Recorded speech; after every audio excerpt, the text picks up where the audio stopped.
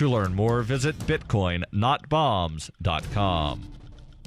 UPI reports an off-duty Indianapolis police officer accused of shooting a fellow officer was arrested in Ohio after a standoff with police. WCPO reports that the incident began when Indianapolis Metropolitan Police Department responded to a domestic dispute call between an off-duty officer, later identified as Adrian Scott Ars, and his estranged wife around 8 p.m. on Friday. IMPD spokesman Major Richard Riddle said at some point during our detectives' investigation, the off-duty IMPD officer came back to the apartment and began shooting in the apartment. Our on-duty detective, who was doing the investigation, was struck in his arm. The on-duty detective returned fire but did not strike the suspect. According to CNN, the estranged wife and children of Adrian Ars were inside the apartment at the time of the shooting, but none of them were injured. Ars then fled the scene in his personal vehicle, which contained his police radio and computer. IMPD investigators were able to determine he was headed for Cincinnati by pinging his cell phone. Ars, who had worked for the Indianapolis Police Department for 18 years, was suspended without pay pending termination, and his police vehicle and duty belt had been recovered. Riddle said Ars was already the subject of criminal investigation by the department, but did not release further details. The detective did not suffer life-threatening injuries in the shooting and remained in good condition at a local hospital.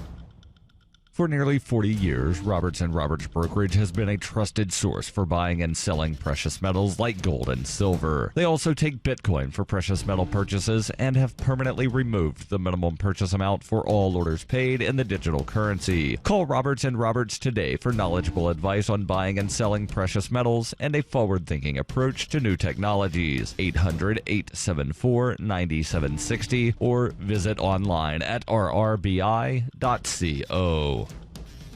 Reuters reports a hot air balloon burst into flames over central Texas on Saturday after apparently striking power lines and plunging into a field, killing all 16 people aboard in one of the deadliest such incidents on record, according to police and eyewitnesses. The FAA said the fiery crash occurred about 7:40 a.m. local time near Lockhart, a town about 30 miles south of Austin. The Caldwell County Sheriff's Office said 16 people were believed to have been on board the doomed craft and none survived. The Texas Department of Public Safety confirmed that 16 people were dead. Emergency responders in Texas said the basket portion of the balloon, which carries the passengers and crew, caught fire. Aerial TV footage of the aftermath of the accident showed remnants of the red, white, and blue balloon adorned with a large yellow smiley face wearing sunglasses lying flattened at the crash site. The National Transportation Safety Board offered no details on what may have caused the accident, which occurred on a clear day, but Eric Grossoff, a spokesman at the scene, said teams from that agency and the FBI were being dispatched to determine how the crash unfolded.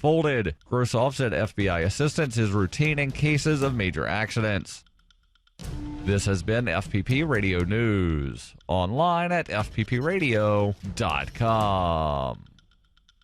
In Baltimore, the streets have gotten safer thanks to the success of the new Permanent Daylight Initiative, which aims to prevent crime by illuminating the entire city 24 hours a day using high-powered floodlights. It's just that it's so bright all the time, even in the rain. City officials say there have been zero violent crimes since the start of the program, except for one man who vandalized the light by throwing his body off a building into it. Now let's set our crosshairs on to Mountain View, California, where Gmail servers were down for nearly 2 hours today. In an online statement, the company said, "Tremble before Google. With the mere flip of a switch, we can bring you to your knees." After reestablishing service this afternoon, Google changed its logo and released a statement saying, if not appeased with a 20% increase in Google Chrome downloads by the next vernal equinox, they will take back their generous gift unto mankind of colored conversation labeling. All right, you can take off your helmet. You have survived the News Blitz. This is the Onion News Network.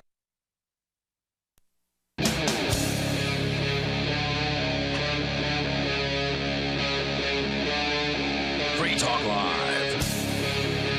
This is Free Talk Live, and you're invited here to join us. We're on the live Sunday edition of the program. As always, you can take control of the airwaves. You can bring up whatever is on your mind. We haven't done an update from the Philippines in a few weeks, and things have, well, of course, gotten pretty crazy there since Duterte took over as president a few weeks ago, and they've been just literally slaughtering people in the streets, which is what he had promised would happen under his administration. We'll tell you more about that and the status of the jails in that country here in moments. Joining you in studio tonight, it's Ian. John E. Ray. And Mark. Welcome back, Jonny Ray. It's good to have you back on Free Talk Live. Thanks, Ian. It's great to be here. I know you've got a game of the week for us coming up tonight, so I definitely don't want to miss out on that. But we're going to start with the Satanic Temple. Yes, they're back in the news. This time, the Washington Post reporting from Salem, Massachusetts, an appropriate location for what it is that the plot that they are hatching this time. For those that don't know, the Satanic Temple appears to actually be a group of atheists that are essentially trolling.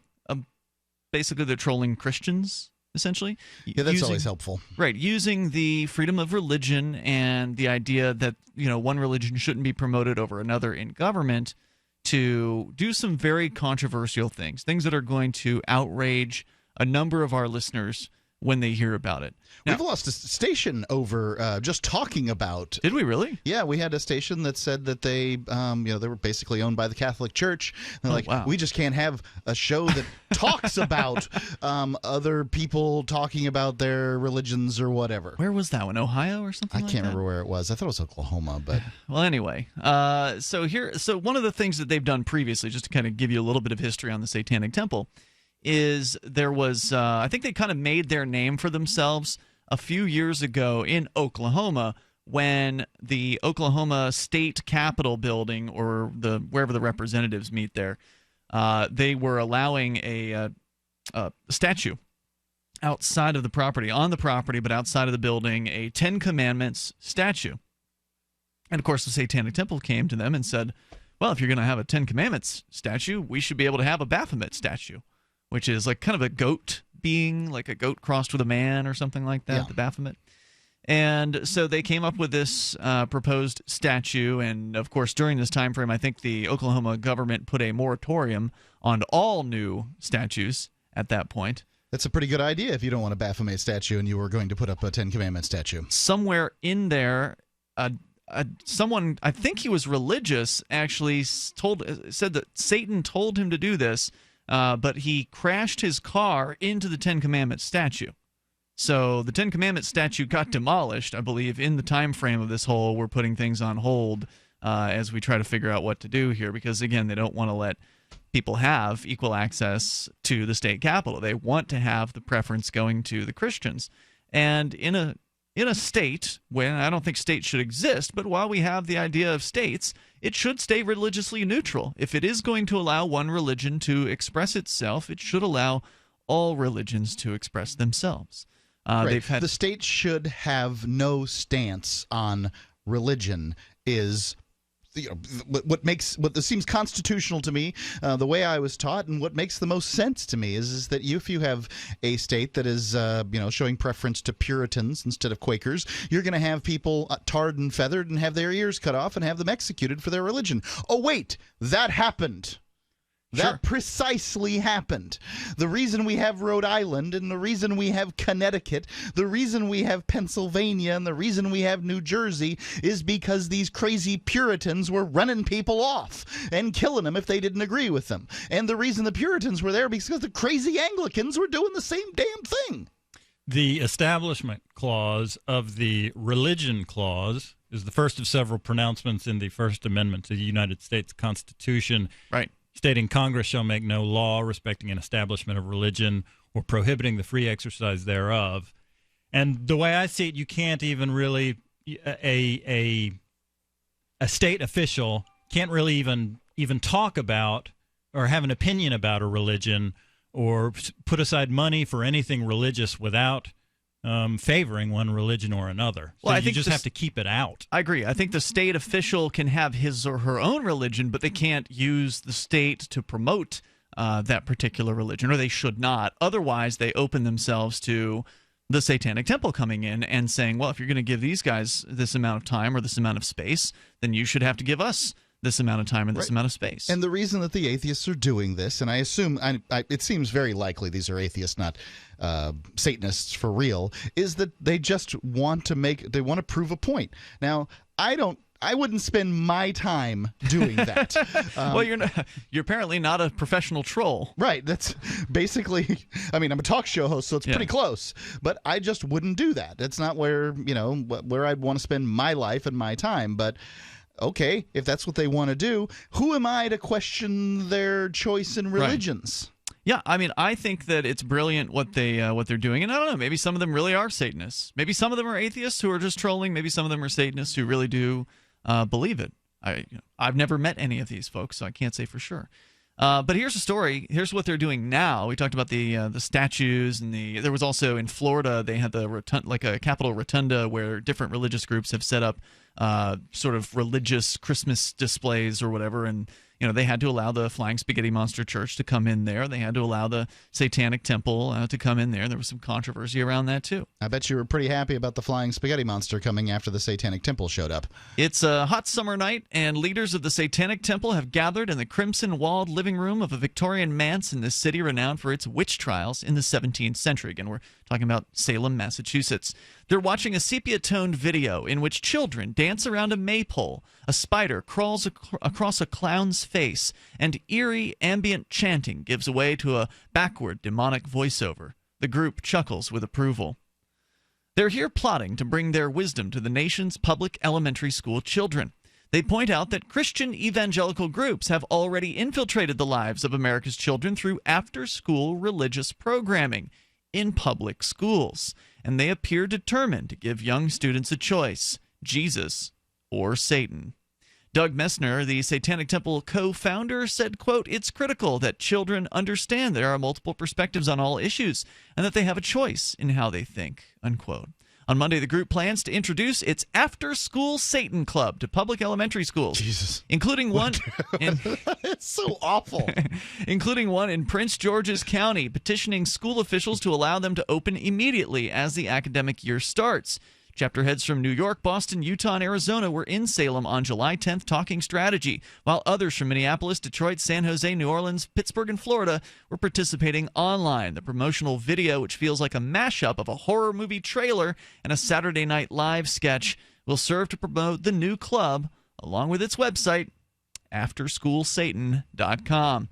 And we do actually have a copy from the Washington Post. I can't imagine they actually intend to do this, right? This is just to scare people into stopping whatever religious after-school programming there is. Is that the idea, you think? Maybe. I mean, they definitely don't like that the Christians have after-school programs in government schools. And would this result in them canceling all after-school religious programming? Or would they accept the Satanists coming in and creating their own curriculum? I guess, that's what they want to find out here. I don't know what their intentions truly are. Yeah, I suspect if the outcome was the latter, where they were invited to come in, they would probably do it and with glee. They did come up with the Satan coloring book, or the Satanic Temple coloring book, or whatever it was called. That was one of the more recent variants on this, where I believe that was also Florida or one of the southern states, where they basically said, okay, well, there's these religious books in schools, or religious coloring books, or something like that, and so they came up with their own version of it. And they had to be allowed in. I don't remember the latest on that story, though. It seems like they can, if they actually got the opportunity to do this terrible idea, they could what they would probably want to do is educate people, use the platform of their satanic after-school program or whatever as a platform to show just kind of like I've had conversations with folks like this, and I have some understanding of what they're talking about. You've had conversations with Satanists? Yes, I have. Okay. Basically, they're just saying things like, the God of the Bible's not that great of a guy. Look at what he's done as far as wiping out whole cities and things like that. The very Bible itself is the indictment that they use. All right, hold that thought. We'll continue here on AfterSchoolSatan.com. This is Free Talk Live. You can call in, share your thoughts at 855-450-FREE. Every once in a while, you get information that's worth changing your life for. This is one such time. You can save up to and beyond 25% on all purchases at Amazon. You probably heard of Bitcoin and just not thought much about it. You certainly know that you can get competitive pricing at Amazon, but now you can get a 25% discount on nearly everything you need to live. I've just given you a huge raise, and all you have to do is claim it. You go to saveitpurse.com and open an account. Do this right now. Don't wait. Then you fund the account with Bitcoin. You can buy them through expresscoin.com with a check or money order. There are other ways to get Bitcoin, but that's fast, safe, and easy. This information is worth you changing the way you do things. Go to saveitpurse.com right now, get signed up, and cash in on the huge raise I'm offering you. 15 to 25% off of everything at Amazon through saveatpurse.com. It's saveatpurse.com. This is a healthcare alert from the Pain Relief Hotline. If you, a family member, or a loved one suffers from knee, back, shoulder, or ankle pain and have Medicare as your primary insurance, we've got great news. You don't have to suffer any longer. You can immediately qualify for a pain-relieving brace at little or no cost to you by calling our 24/7 Pain Relief Hotline at 866-389-0620. Delivery is free and all paperwork is handled for you. If you are on Medicare and have knee, back, shoulder, or ankle pain, don't wait.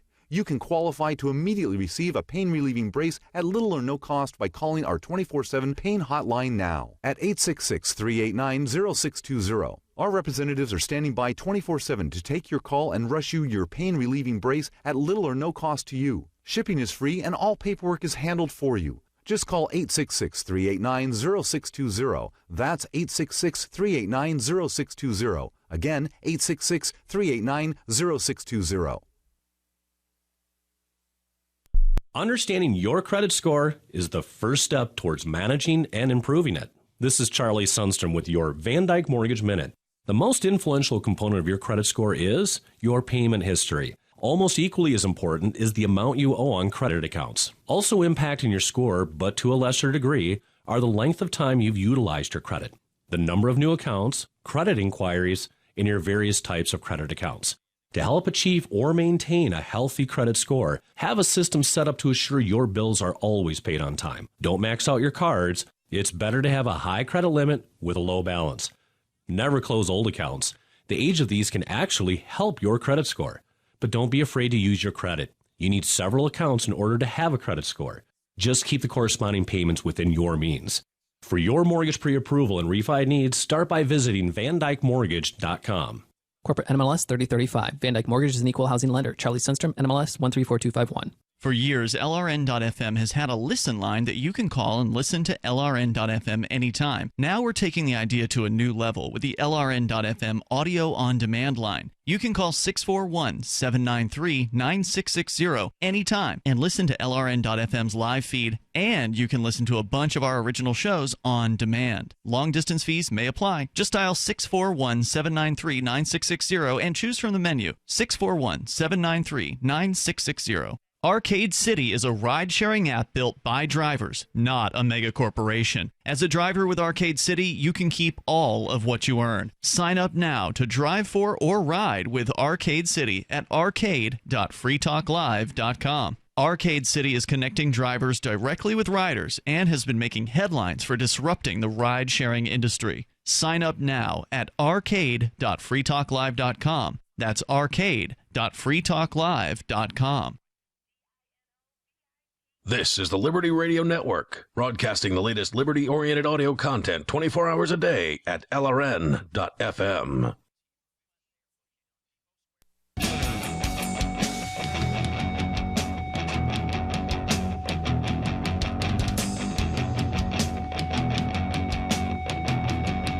This is Free Talk Live, and it's the live Sunday edition of the program. Plenty of time. If you want to join us here, you can bring up anything you want. We are talking about the Satanic Temple. They are just masters of getting their trolling big-time headlines. The Washington Post is reporting on AfterSchoolSatan.com, the new website that is designed to promote the new after-school clubs that the Satanic Temple is planning on launching or attempting to launch this year in elementary schools around the United States. Elementary schools. I was thinking this might be high school. No. Well, it does go to show the problem with government education currently is that it's allowing religious education to go on their property, maybe after hours and that sort of thing. But that's how they get around it. Is like, well, this isn't officially the school day. We can have this after the school day is over. Hold that thought, Mark. We're going to continue with this. I've got more from the story from the Post. And then we've actually got the letter that the Satanic Temple is going to be sending to various different school districts around the country as of tomorrow. So this campaign is pretty fresh. If you've got Bitcoin, I want you to check out the official wallet of Free Talk Live. You can download it at jax.io. That's JAXX.io. Jax is created by Anthony Diorio. He's one of the founders of Ethereum, and Free Talk Live listener. It can hold Bitcoin, Ether, as well as DAO tokens, and they're going to be adding more cryptocurrencies to it in the future. Plus, there's Shapeshift integration. You know Shapeshift.io. If you don't know about it, it's great. You should try it out. But Shapeshift is now integrated directly in the Jaxx wallets. You don't even have to leave your Bitcoin wallet. You want to get some Ether for your Bitcoin? Just do the switch right there. The exchange is right there built in to the Jaxx wallet, which is an awesome feature. It's super easy to back up your wallet, by the way, and it's cross-platform, so you can get it for your Windows, Linux, or Mac machines, plus Android and iOS devices. So whether it's your laptop, tablet, your smartphone, your desktop, you can have Jaxx on all of those and have the same Bitcoin, or different. You can have different Jaxx wallets too if you want to, but you could also have the same Bitcoin across all of those different machines. Very, very cool stuff, and it's free, of course. So go to Jaxx.io. Jaxx is striving to give you command over your digital life, including coins, contracts, currencies, identity, and more. It's your digital command center in the palm of your hand. Jaxx is the official wallet of Free Talk Live, JAXX.io, or you can download it through your favorite app store, Apple or Google. Up to you. So back to the story here from the Washington Post. The Satanic Temple, of course, is back at it. They are petitioning school districts to allow them to open up what they're calling the After School Satan Club. They've got a promotional video up on their website. I just started watching it a few moments ago, and it's pretty creepy. I'll screen the rest of it. I don't think it's got any curse words in it, but I'll screen it before we play it. I think this is a terrible idea, but the only reason there's an opening for this terrible idea is because government. Yeah, government schools that should not be involved in advocating for religions in any direction, are obviously letting religious education go on site. I remember this back when I was in high school, and I was an atheist back then. I'm no longer an atheist now, but back then I was.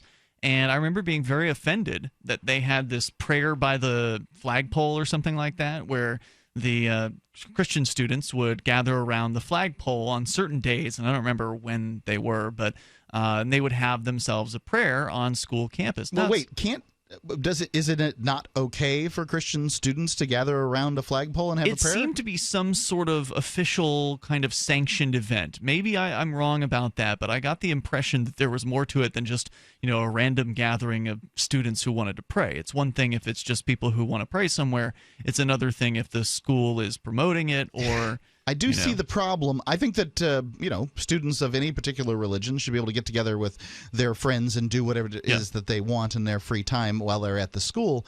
But I can see how a religion would be like, hey, kids, here's a great idea for you to do spontaneously while you're at school. Right. And here's some literature to help. I can see how somebody would be offended by that, what you were describing, Ian, if they were constitutionally minded. But I don't see why that would offend you unless you're just especially anti-Christian. I was an atheist at that time, and in that time of my life, I was definitely, sort of lashing out, if you will. I actually wore a pentagram.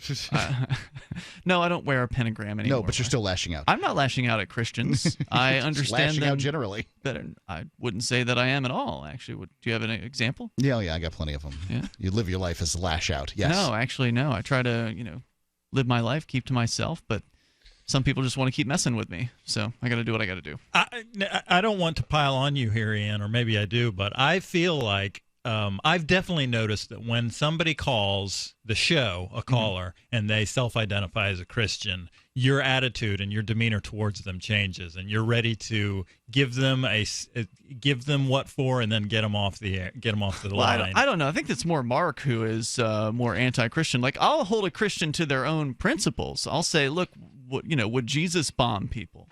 What would Jesus do in that circumstance? Because I find that Christians are very, very poor at emulating the example of Christ, which is what a good Christian is supposed to do. They're supposed to turn the other cheek. They're supposed to love their enemy.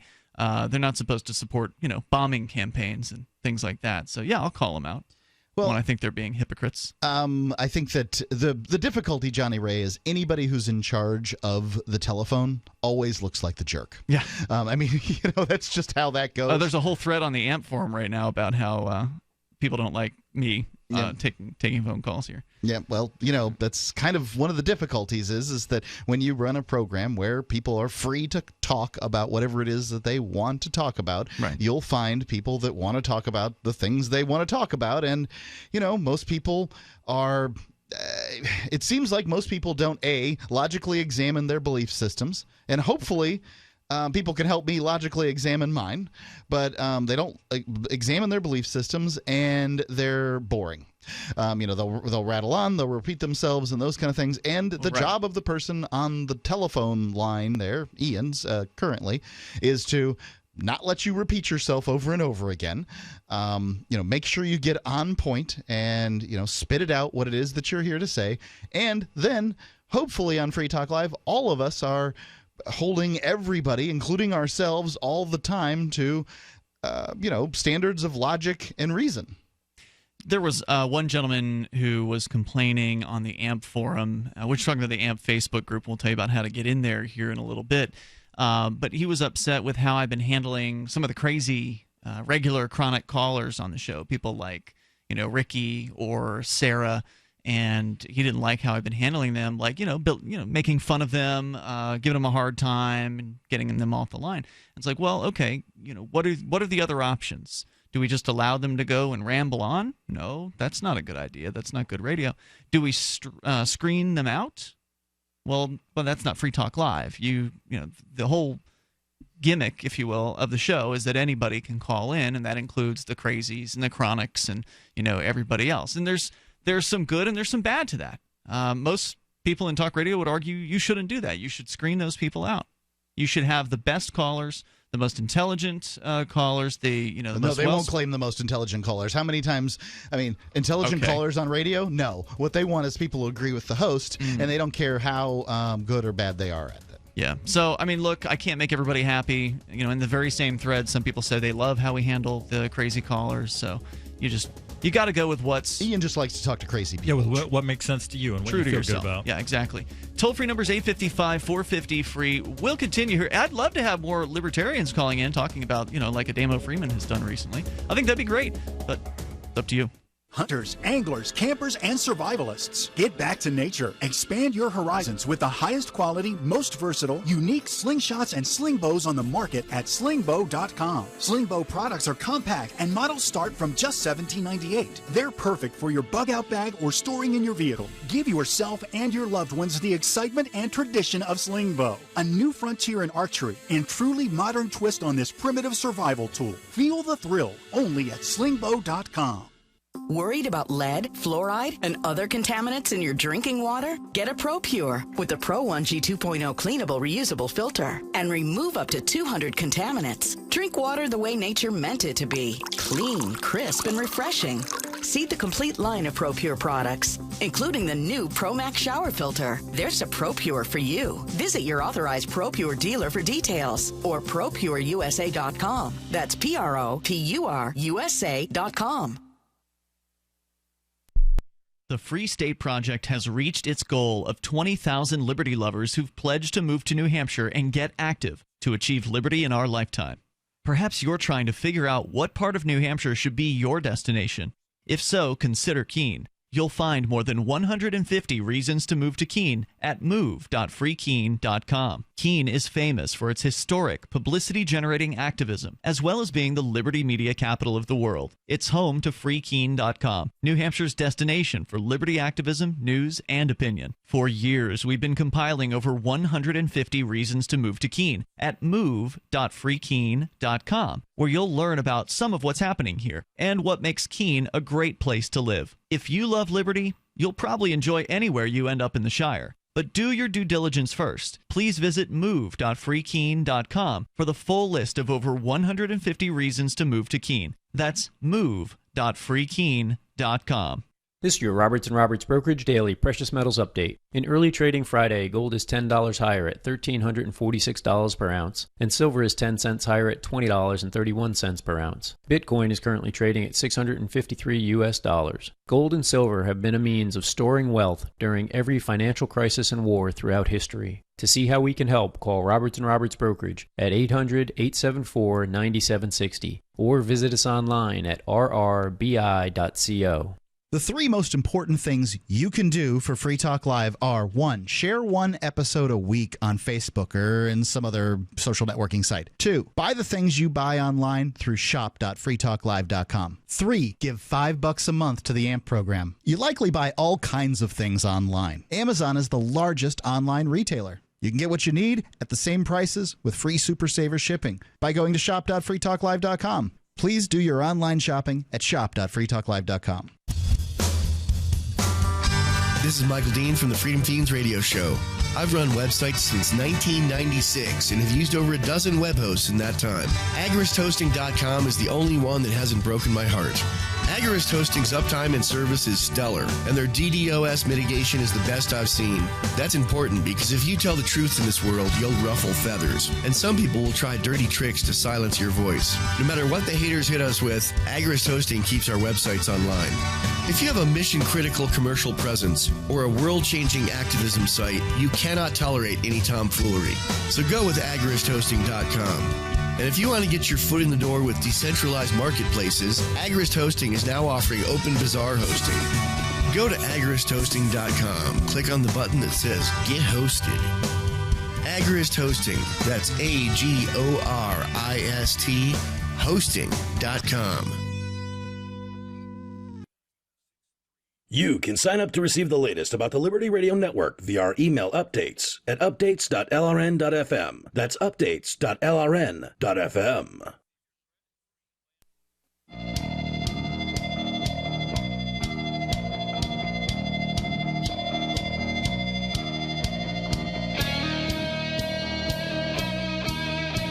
It's Free Talk Live. Our toll-free number that allows you to bring up anything you want to discuss is 855-450-FREE. We're talking about the Satanic Temple. They are in the news yet again.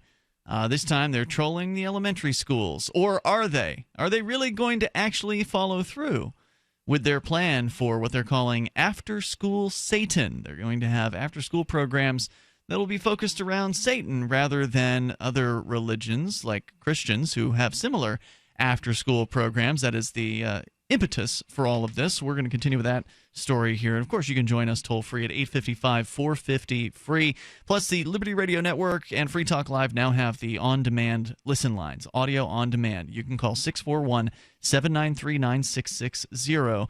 And you don't have to miss, if you can't listen to us live, you can listen to us later via the on-demand listen line. You can also listen to close to a dozen shows from LRN.FM, including The Angel Clark Show, Cop Block Radio, Rebel Love Show, Flaming Freedom, and more. Just call up 641-793-9660. It's just a regular voice phone call, so it doesn't cost you your data plan to make this call, and it's likely that you have unlimited long distance, so it will probably cost you nothing to call this number, 641-793-9660. You can also listen to the live stream from LRN.FM over that line, and you can leave us a message. So if you feel like you want to say something to us on the air, but we're not on the air, and maybe you're listening to the show via podcast or later on another radio station that runs us in delayed broadcast, you can still respond to what we're talking about. You can still speak, talk back, if you will, by calling 641-793-9660. Choose number 2 for Free Talk Live, and then press 0 whenever you want to leave us a message. And that message will be delivered to some of the hosts' email boxes. So once again, that number is 641-793-9660. We're talking about the Satanic Temple. It's Ian, Jonny, Ray, and Mark in the studio here tonight. The Satanic Temple, this according to the Washington Post, has been offering tongue-in-cheek support for the fallen angel in public arenas and that have embraced prayer and parochial ceremonies, is bringing its fight over constitutional separation of church and state to the nation's schools. But the group's plan for public school children isn't actually about promoting worship of the devil. The Satanic Temple doesn't espouse a belief in the existence of a supernatural being that other religions identify solemnly as Satan or Lucifer or Beelzebub. the temple rejects all forms of supernaturalism and is committed to the view that scientific rationality provides the best measure of reality. So they do sound more like atheists or humanists. They sound just like that. Than actual Satanists. Well, I always thought that one of Satanism's greatest themes, was a celebration of the world.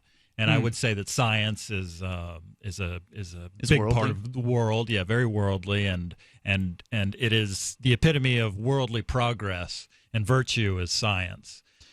Yeah, I wouldn't say that there's virtues to Satanism generally. I mean, I find this to be, on one hand, abhorrent, on the other hand, just kind of trolling behavior. However, if the door's been kicked wide open for these people to do what they want, and that's kind of the problem from my standpoint is that government's not supposed to have any relationship with religion. So, if you want to do religious after-school stuff, invite people to your church. Get a bus to go to the school, pick the kids up, and take them to the church and do whatever it is you want to do. It's hard to find a lot. I mean, you said you're upset by this, Mark, but it's really hard to find much in their belief systems that is objectionable, really. I mean, rationality isn't a bad thing. Some of the things that they're talking about are not really, outrageous or anything like that. But the word Satan is outrageous to people. Sure is. The Baphomet statue. Yeah. In the Christian religion. Yeah, that's just it. I mean, they're going over the top for the purpose of getting the news articles that they get over and over again. And I don't have any particular problem with them getting the news articles. They're making a point. They're doing it brilliantly. The point that they're making is going to be made, whether I like that point or not. And that point, the opportunity for that point was like I said, the door was kicked wide open by these government people letting other religions, just come in and do their stuff. Right. I'm not sure if I can articulate this too well, but it seems to me like it's related a little bit to the tragedy of the commons. It sure is. Yeah. I mean, if I've got to pay for a government school, and I do, my son's homeschooled, and the town in which I live chooses to steal from my kid, basically, something on in the realm of $2,500 every year to send other kids to school. I thought your son. Go ahead. I thought your son wanted to go to school, and he was going to school. This was maybe a few years ago. Yeah, he went to kindergarten. kindergarten. He had a phase where he wanted to go to some He went to sort of kindergarten. school. Okay. He didn't agree with him? But he didn't go to government kindergarten. He went to a private kindergarten. I see. Yeah. No, we're not going to send. I'm not going to send my kid to government school. I'm not going. What if he wants to It's go? not going to happen. What if he, turns 13 and he decides, I want to go try out high school. I want to go to Keene High. Well, I guess we'd have to have a conversation about that, but he's likely going to have to change his lifestyle very dramatically in order to do that. And I'd like to know how he's going to get there. Yeah, I don't know. There's not a bus that comes out to Westmoreland? I don't know the answer to that. He'd have to figure that out. Yeah, those are his problems. So, according to Messner, now this is one of the founders of the Satanic Temple, Doug Messner, who goes by the professional name of Lucian Greaves, Satan is just a metaphorical construct intended to represent the rejection of all forms of tyranny over the human mind. Well, that's interesting. I wonder how many of these Satanists believe in the state. I suspect a number of them do, given that many of them are likely atheists. Atheists tend to have placed the state in their role of God. Atheists tend to be Democrats. The curriculum... atheists tend to be Democrats. I'm going to stick with that one. The curriculum, well, plenty of Republicans believe in the state too, but regardless, the curriculum No, I didn't say statists. Yeah. That atheists. Well, I guess what I'm saying, I'm going to stick with the statement is that generally it's my experience that atheists tend to vote Democrat. Mm-hmm. The curriculum for the proposed after-school clubs emphasizes the development of reasoning and social skills. The group says meetings will include a healthful snack, literature lesson, creative learning activities, a science lesson, puzzle solving, and an art project. Every child will receive a membership card and must have a signed parental permission slip to attend. Quote, we think it's important for kids to be able to see multiple points of view, to reason things through, to have empathy and feelings of benevolence for their fellow human beings, said the Satanic Temple's Utah head chapter. Well, that's got to be a fun place to have a Satanic Temple. No doubt. Who goes by the name Chalice Blythe. The emphasis on multiple perspectives is a hint pointing to the temple's true foe.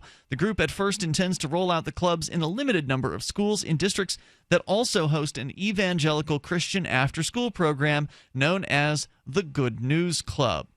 Good News Clubs, which are sponsored by an organization founded in 1937 called the Child Evangelism Fellowship, aim to reach children as young as 5 with a fundamentalist form of evangelical Christianity. For most of their history, Good News Clubs were largely excluded from public schools out of concern that their presence would violate the Constitution. However, in 2001, a case commanded the resources of powerful legal advocacy groups on the religious right, including the Alliance Defending Freedom and the Liberty Council. The U.S. Supreme Court ruled that to exclude an after-school program on account of the religious views of its sponsors amounted to a violation of free speech rights.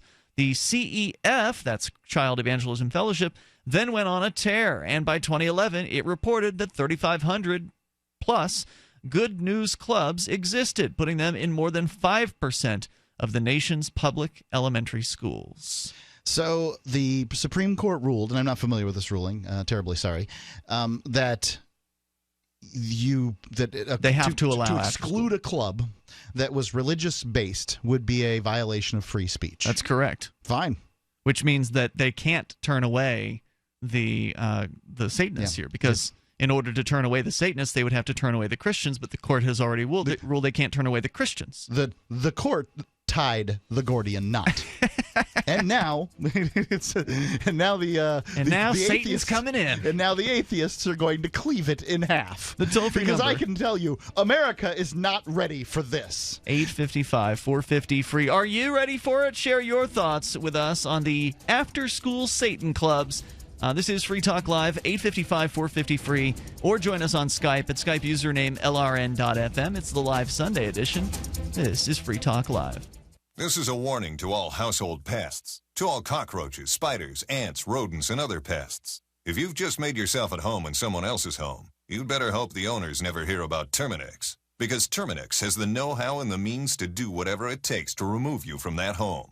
Terminix has over 85 years of experience exterminating invaders like you. And right now, they're making it easier than ever for homes to be protected by offering a free pest estimate to every caller at 1-800-689-2939. Cockroaches, spiders, ants, rodents, and other pests. This is your eviction notice. With one call, Terminix will remove you from the home you've invaded. If you think you can simply come back later, think again. Terminix will protect that home with a 100% satisfaction money-back guarantee, so you can never return. Warning, homeowners are calling Terminix right now for a free pest estimate at 1-800-689-2939. 1-800-689-2939. Limitations apply. See plan for details. Are you one of the millions of Americans who suffer from digestive issues like heartburn, acid reflux, IBS, and constipation? Probimune is your answer.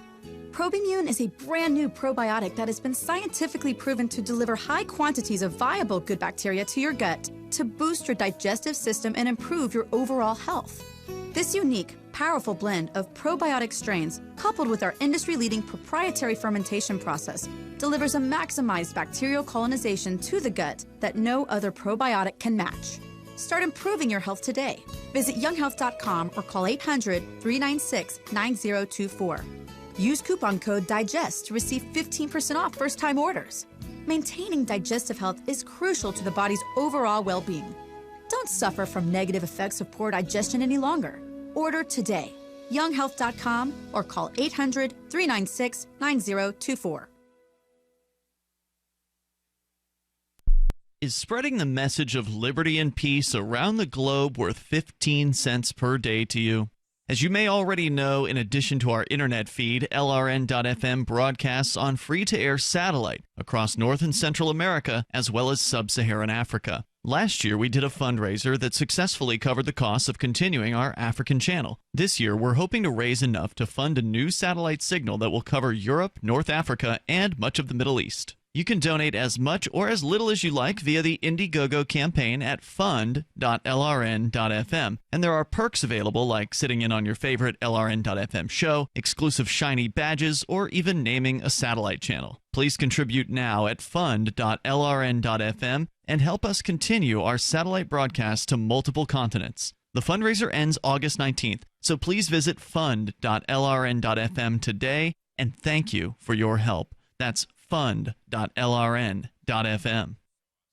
If you want to know the latest about Free Talk Live before we go on the air, all you need to decide is how you want it delivered. It's your choice. Visit news.freetalklive.com. You can get emailed announcements and participate in contests via our email updates list. Plus, we have a Twitter account that you can follow and a Facebook page where you can become a fan. So visit news.freetalklive.com to get news about Free Talk Live as soon as it's announced and the way you want it delivered at news.freetalklive.com. That's news.freetalklive.com.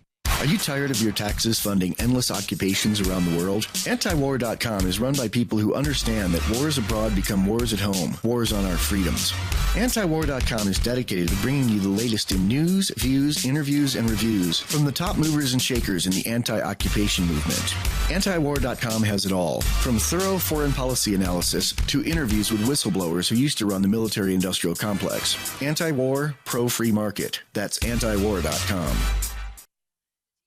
What's up next? Visit the Liberty Radio Network program guide to find out at shows.lrn.fm. That's shows.lrn.fm.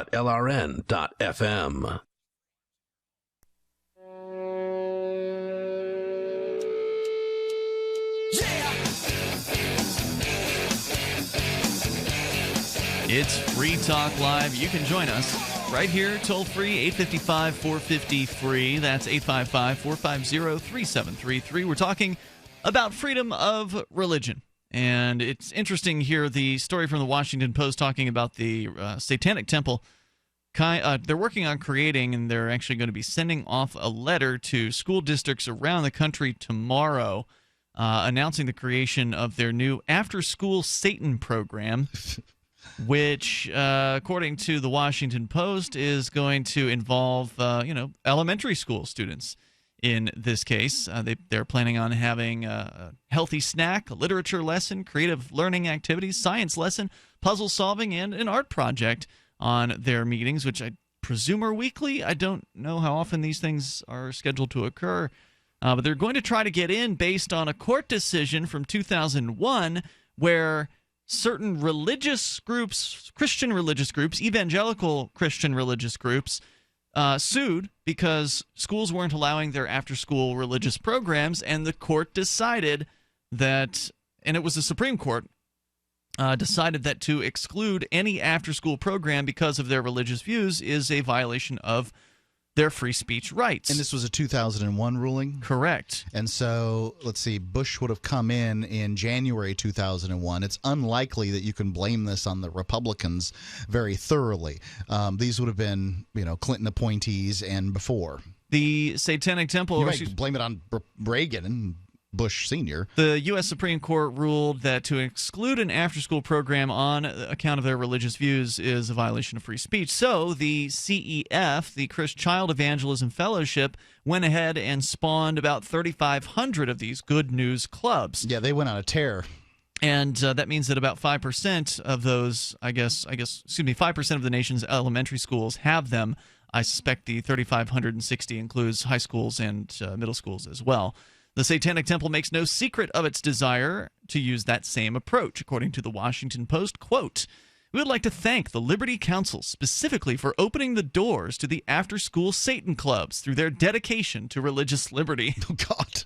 Greaves, the founder of the Satanic Temple, further said, quote, "So the Satanic Temple leverages religious freedom laws that put after-school clubs in elementary schools nationwide. That's going to be the message," he said. The Liberty Council agrees the Satanic Temple has a right to organize its clubs in public school and takes the view that they can't be banned so long as they're not disruptive or engaging in rituals that put people at risk. Matt Staver, Liberty Council's founder and chairman, said, quote, "I would definitely oppose after-school satanic clubs, but they have a First Amendment right to meet. I suspect in this particular case, I can't imagine there's going to be a lot of students participating in this. It's probably dust they're kicking up and is likely to fade away in the near future for a lack of interest," unquote. And I think that's probably the best way to, if you're opposed to these after-school Satan clubs, is ignore them. Exactly. The best strategy is to not fight them and just trust the parents and the children themselves to not be interested. Right, because if you fight, they're going to get more news coverage, they're going to get more headlines, and more people are going to be more likely to pay attention and be interested in it. I concur with you on that, but if I was running these things and they were reasonably well funded, and these people do seem reasonably well funded. You mean the Satanic Temple? The Satanic Temple. I'd be giving away, meals, right? Like really good meals, that kind of thing. Candy to attract people. Yeah, right. There would be. I can imagine these would go pretty well in high schools. I can't tell you. I think you're right. Yeah. What high school is like, government high school is like today, but I have experience in one in the late '80s. I probably would have gone if I were, right. If it were high school. There's a certain amount of iconoclastic, kids who are going to be like, oh yeah. And they gave me, this iPod or whatever. I don't know. Well, by the time high school rolls around, you're old enough to have questioned enough about the Christian church to realize that there's a bunch of inconsistencies within their teachings. I certainly did when I was in high school, and it made me very angry. So yeah, I would have gone and joined the Satan Club just to lash out at the Christians at that time in my life. Yeah, I found, I have my problems. I have my problems currently with the Bible, but at the time, what I've, my experience with the church is sort of looking back is this is a very exclusionary club.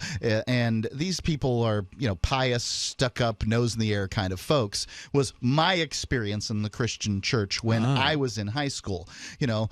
We want our kids to not be hanging around with your kids. This is where we send the good kids and the bad kids shouldn't come here and all that stuff. Everything that Jesus taught against is what these people are. And I can, the Satanic organization can use that and likely will use that in order to attract the kids that don't feel like insiders. The Satanic Temple is eager to compete directly with the Good News Clubs and doesn't hide its belief that its own after-school product is on the right side. Greaves said, quote, "While the Good News Clubs focus on indoctrination, instilling children with a fear of hell and God's wrath, after-school Satan clubs will focus on free inquiry and rationalism. We prefer to give children an appreciation of the natural wonders surrounding them, not a fear of an everlasting otherworldly horror." I think that's it's the carrot and stick approach of Christianity that has allowed it to become so pervasive at this point. And this is true of Islam, too. It's got an afterlife, and they're going to threaten you with hell also. That's why these religions are as successful as they are. But they're also, upsetting people because of that, too. I mean, you feel like you're personally damaged for life by your Christian indoctrination. Well, yeah, I mean, I absolutely do, and this is sort of the other side of it. Right. So it worked for a little while, and then you pushed through that, and you rebelled against it. Yeah, lots of people are they can handle the indoctrination that they were given, and just go on with life, and everything's fine. It doesn't bother them that they were told these stories. There's other people with certain types of minds that are going to be of the opinion that, hey, this was bunk, and I was lied to, and by adults, and maybe not lie is a strong word, but misled because of their own ignorance or whatever the story is, and they're going to turn around, and they're going to sort of lash in the other direction, and that's always a bad thing. And this is the problem with hell. I don't have a problem with Christianity. I have a problem with the teaching of hell. The idea that a loving, just God throws his children into everlasting torment because they've made one mistake. And that's what sin is. If you have one sin, you've fallen short of the glory of God, and your loving, just Father, who never explained this to you, and allows you to be taught by other flawed humans. individuals, then throws you into everlasting torment. Thanks, God. I mean, if my son... I love you, son. Yeah. Now if burn. my son, did something, even if he did something that I instructed him not to do, like eating from the tree of the knowledge of good and evil, and touched one of these fruits of the tree of the knowledge of good and evil, and I took a pair of 10 snips and cut his little finger off. People would think I was a madman, rightly. I told him I loved him. Yeah, I love him, and this was only fair. He has fallen short of my guidance, so I cut his finger off with a pair of 10 snips. Well, that's small potatoes compared to it in eternal torment. For sure. Yeah, and sometimes someone's unforgivable sin might be that they were born in the wrong country to the wrong parents who didn't teach them, or they weren't exposed to the guidance? I no the way I was taught Christianity, there's some verse in Romans, and I can't quote it to you, but basically, if you didn't meet God, but you followed God's laws in your heart or whatever, then you're fine, and then you're okay. Okay, then everything's fine there. All but right. Still, do all Christians have the same beliefs about that? I don't think they all do. No, certainly not. But and they'll be of the opinion if one Christian mentions Christ to you one time, then you're whoops, sorry, you're everything's ruined for you. But at the same time, we are sinful creatures according to the Bible's definition. They've created a disease called sin, and then they diagnosed everybody as having fallen ill of this sin. So everybody falls short. Everybody is sinful, and unless you somehow come and ask for forgiveness, at which point you can sin all you want. I don't know. It really, obviously, it frustrates me. You can join us here. The toll-free number is 855-450-FREE. The Good News Club leaders defend their organization's presence in public schools. According to their website, quote, each club includes a clear presentation of the gospel and an opportunity for children to trust the Lord Jesus as Savior. Every club also includes strong discipleship training to build character and strengthen moral and spiritual growth, unquote. However, Amy Jensen, a professional educator in Tucson, she's got a master's degree in curriculum instruction and teaching from the University of Denver, says she has decided to lead an after-school Satan club after comparing its curriculum materials with those of the Good News Club. Jensen noted the Satanic Temple's materials say the group encourages benevolence and empathy among all people and advocates practical common sense. They've already got at least one lady who is signed up to teach said after-school Satan club. You can share your thoughts with us here. Our toll-free number is 855-450-FREE. We'll play the creepy video that they made about this on the way in hour 2. It's Free Talk Live. Free Talk Live has partnered with Amazon, the largest internet retailer. Imagine a department store category, and Amazon has it. Books, electronics, office products, furniture, jewelry, automotive, toys, clothing, sporting goods, and dozens of other categories. Now you can shop and support Free Talk Live by entering Amazon through our website. Go to shop.freetalklive.com, and Amazon will send us a portion of your purchase. You're going to do the shopping anyway, so remember to enter through our site at shop.freetalklive.com. That's shop.freetalklive.com. Are you tired of governments murdering people around the world? Stop using their money. There is an alternative. Bitcoin is a stateless, free market, non-political currency. Bitcoin cannot be inflated or controlled by any government. By using their money, you're helping the state. Stop doing it. You have an incredible alternative available now. Learn it, use it, spread it. Get started with Bitcoin at bitcoin.com. That's bitcoin.com. Radio is the most personal of mediums. I exist right now in your head. If you listen to Free Talk Live regularly, you know me. Free Talk Live is on more than 160 radio stations around the U.S. and has been downloaded on every continent around the world. Hundreds of thousands of listeners with ad packages from $600 a month to $6,000 a month. Imagine what we can do for your business, project, website, or idea. Email me, mark@freetalklive.com. Here's a chance to do a little activism while you're cruising Facebook, Twitter, or Google+. Between the LOL cats, the recipes, the hot girls, and the inspirational sunrise memes, Free Talk Live's posts pass by your newsfeed. Like them, comment. It gives us more exposure. If you don't see our posts, click like at facebook.freetalklive.com and then hover over it to click Get Notifications. It's an easy way to spread the ideas of liberty a bit further. I know you're busy, but you can spare that 1/10 of a calorie it takes to click on something. facebook.freetalklive.com. You're listening to the live edition of Free Talk Live. Hour number 2 is next after the news here on the Liberty Radio Network at LRN.FM. From Keene, the Shire, the Liberty Media capital of the world, this is Daryl W. Perry, host of FPP Radio News for Sunday, July 31st, 2016. Silver is trading at $20.33 per ounce. Gold is valued at $1,351 per ounce. And according to BitcoinAverage.com, the average price of Bitcoin is $638.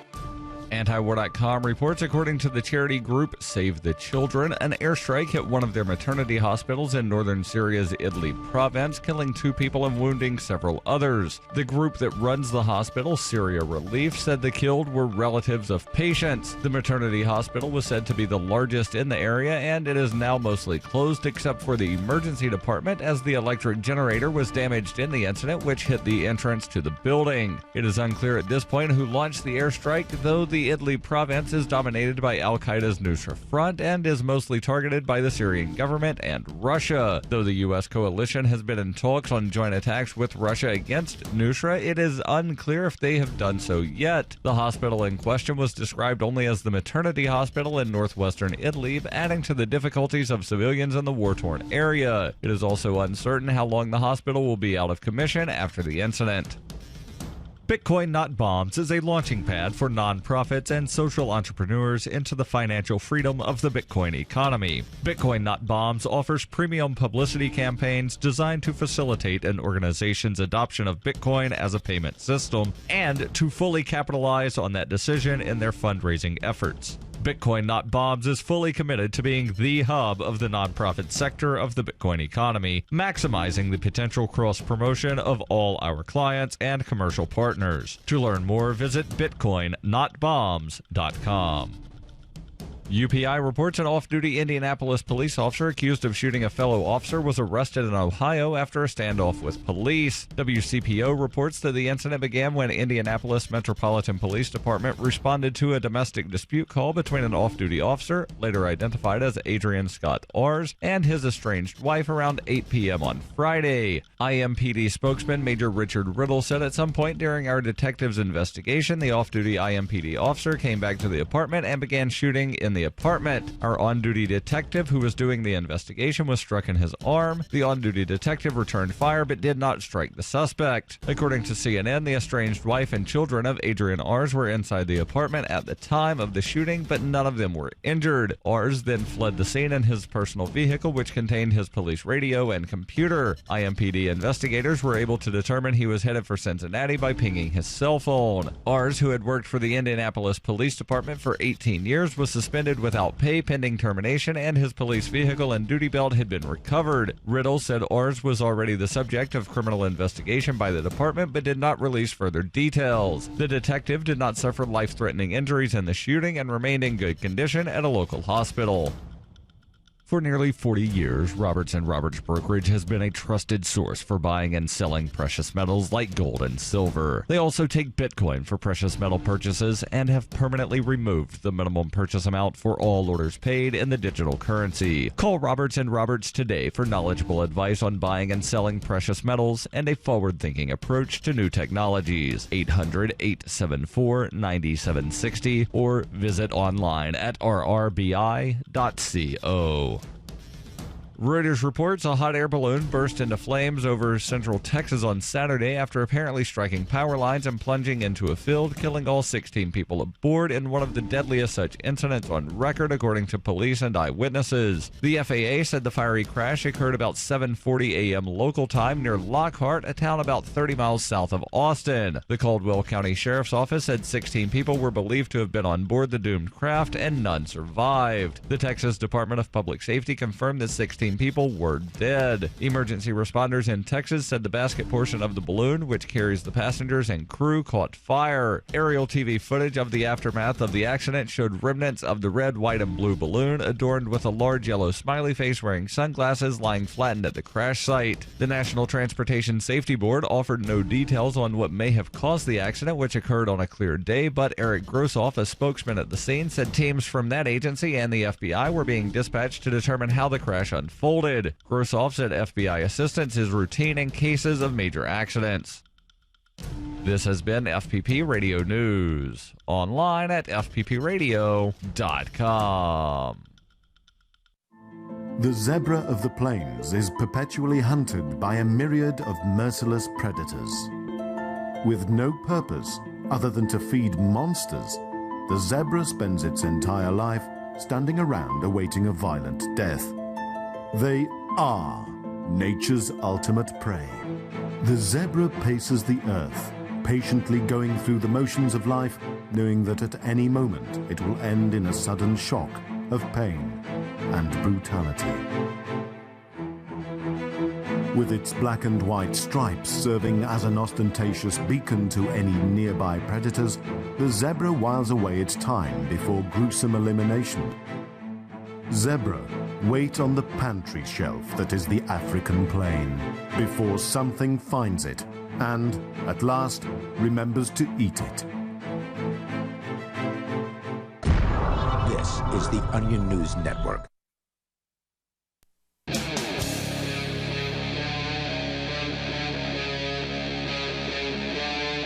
Free Talk Live. This is Free Talk Live. We're launching into the second hour of this live Sunday edition of the program. The Satanic Temple creating after-school Satan clubs that they'll be sending out notice to school districts around the country tomorrow about. They've already got apparently at least one volunteer to head up one of these clubs at elementary schools. We'll tell you more about that coming up here in moments. With you tonight, it's Ian, Johnny Ray, and Mark. We're going to go to your phone calls and thoughts first, though. Let's talk first to Ralph in New Jersey. You're on Free Talk Live. Hello, Ralph. I kind of find it very, very interesting about this Satanic Temple, okay? Because once again, we see the social experiment of El Negro animal being pushed into this country. And these wild Are you suggesting that, for listeners that maybe have never turned, maybe new listeners tonight who don't know who you are, you will frequently call Barack Obama a animal, and that's who you're referring to, I believe. Are you suggesting that Barack Obama had something to do with the Satanic Temple? Well, yes, indeed. Yes, indeed. And, there are callers like that. Listening, audiences. Were there words there? Because I couldn't make out a single one of them. There are people right now who believe that I am onto something, okay? There are people who believe you're onto something, okay. Right, okay, well, So you think Barack Obama is a Satanist? He's one with Satan, definitely. Are you a religious man? He's one with, the terrorists. He's one with the black radical criminals, okay? And he is an anti-white, anti-Christ. How can he be anti-white? I mean, he's half white. Is his mom white? Well, the anti-Christ and anti-Semitic. Yeah. Isn't he like a churchgoer?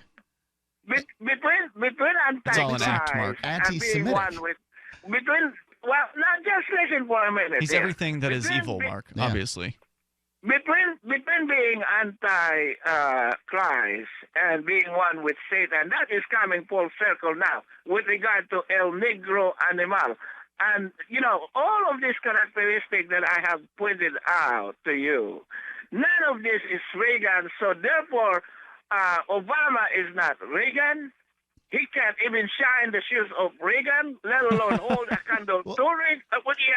Well, Ronald Reagan raised... hold on, Ralph. Let's get a little bit of perspective here. Ronald Reagan increased the size of the government, I think, by like almost 70% over the 8 years that he was in office. The size of the government increased under Ronald Reagan by 70%. Ronald Reagan may or may not have had anything to do with that. Well, he didn't, stop it from happening. He vetoed a bunch of things. Yeah, and he didn't do that. I mean, he ramped up the war on drugs. This guy is not a small government guy like a lot of these, conservative types like to worship him for. He's not.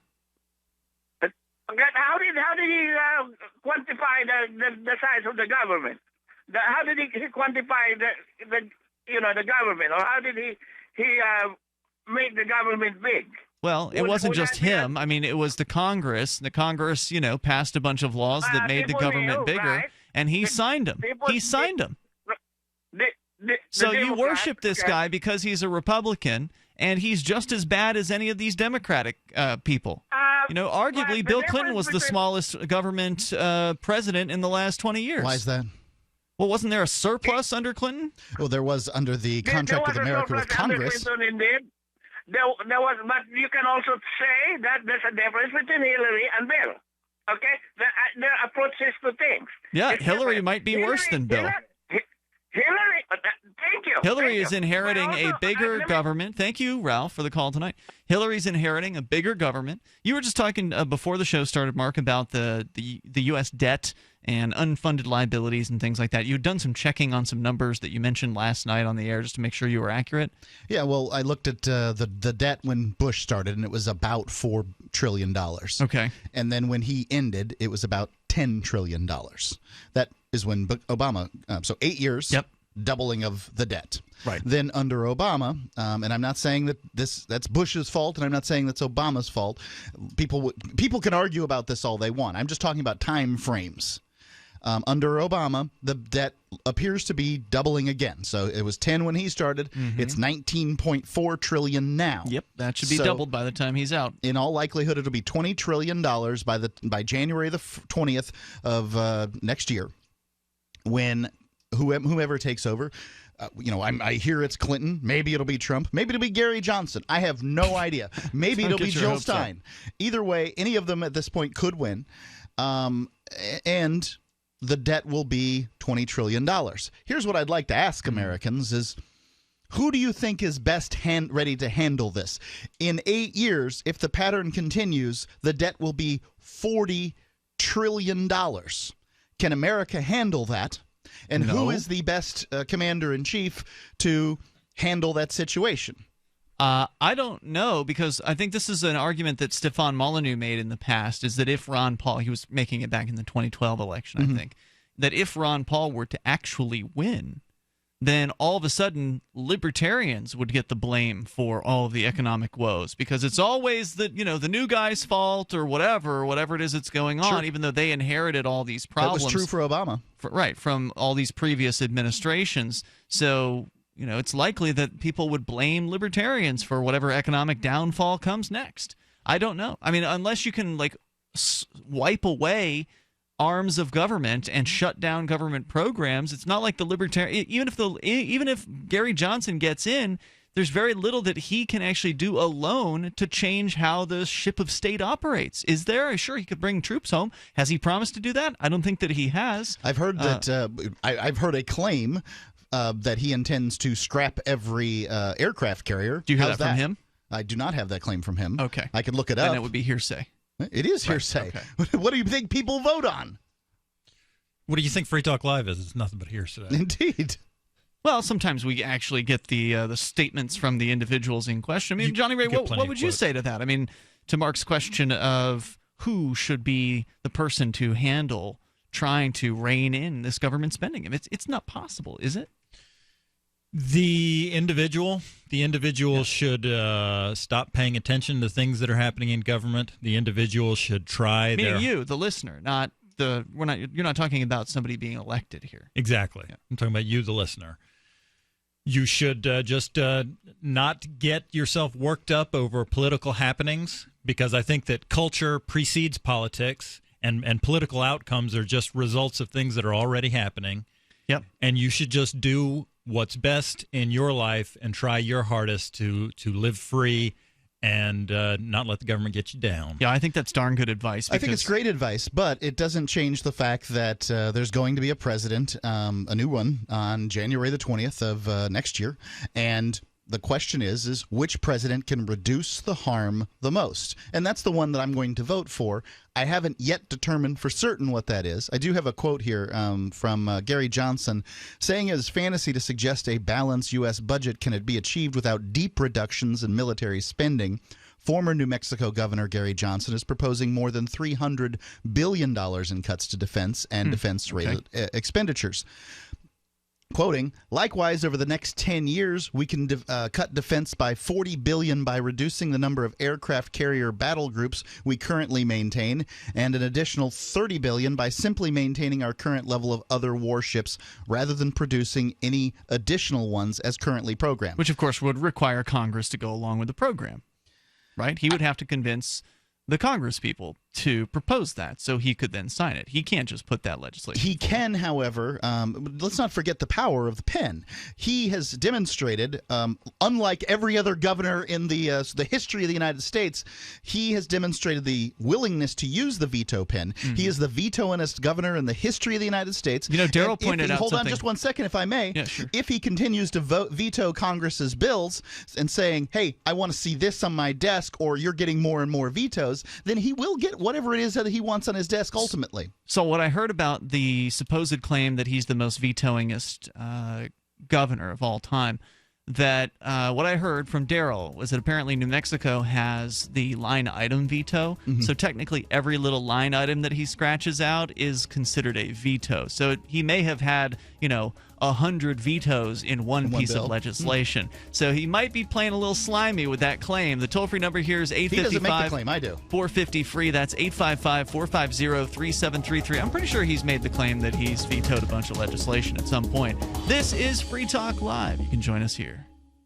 This is a life-changing message for anyone with sleep apnea who is on the go and tired of dragging around a big, bulky home CPAP device. MiniCPAP.com now offers a portable device that's as small as a soda can and weighs less than a pound. For even more freedom, you can add a battery that's as tiny as a deck of cards. It's called the Transcend Mini CPAP, and right now you can try it risk-free for 10 days by calling 1-800-941-9483. Transcend is the world's first portable mini CPAP device. It gives you the freedom to sleep in total comfort anywhere you are. Our smallest and most advanced portable design ever, Transcend is so small and so light you can fit it in your briefcase or purse to use anywhere you go. It's FAA compliant too, so you can even sleep comfortably while flying. Enjoy the freedom to sleep comfortably anywhere. Call minicpap.com now for your 10-day at-home trial. 1-800-941-9483.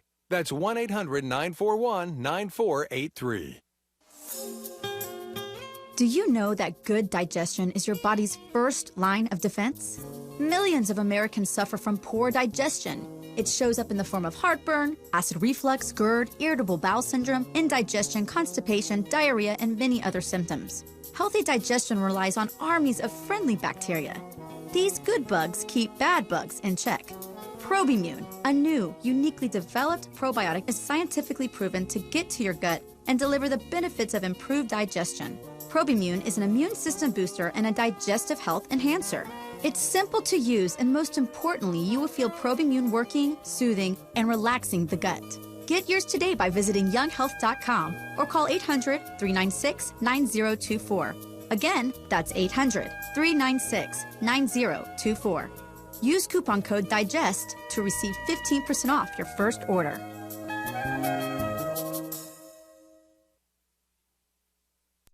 Hi folks, GetTheTea.com is the place where the popular Life Change tea calls home. But did you know Get the Tea is also where you can purchase GMO-free organic supplements? You can read about their potent power at GetTheTea.com. Also, they just added a YouTube channel called Health Matters Now. That's Health Matters Now. Education about our health can be a life change.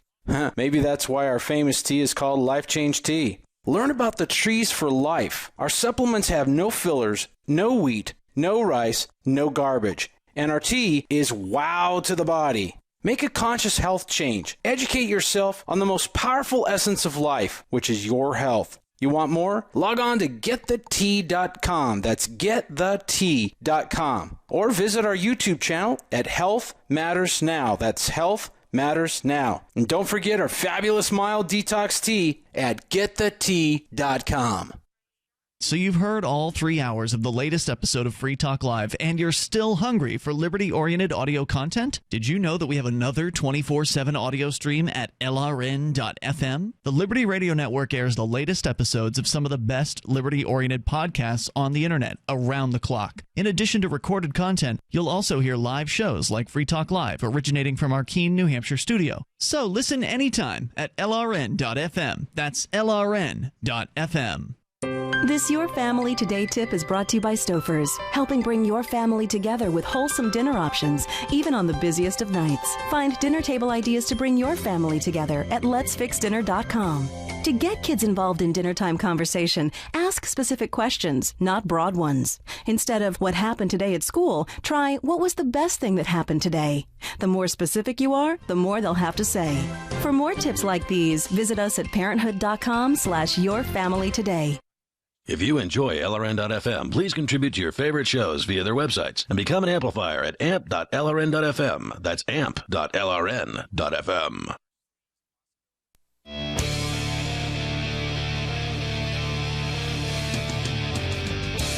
This is Free Talk Live Sunday edition here. We're in the studio. We'll take your calls about whatever's on your mind. There's more about the Satanic Temple and their new after-school Satan Club that they have proposed, and we'll be sending out notices to school districts around the country starting tomorrow, August 1st. With you in the studio tonight, you've got Ian, Johnny Ray, and Mark. And when you go to bed tonight, concentrate on the position of your head and neck, because in many cases, chronic headaches, neck, and even back pain can be solved with the right pillow. Your spine should be straight and parallel to the floor, and My Pillow can help make that happen for you. It's designed to fit the shape of your body and hold your neck in the proper position. I've been using it for a few months now. It's been great. Mark, you've got one of these pillows as well. It's awesome.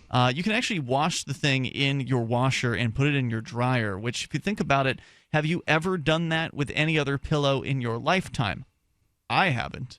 Sure, you can wash the cover. Yeah, sure. You can't actually wash the pillow itself. I would assume those little dust mites can burrow.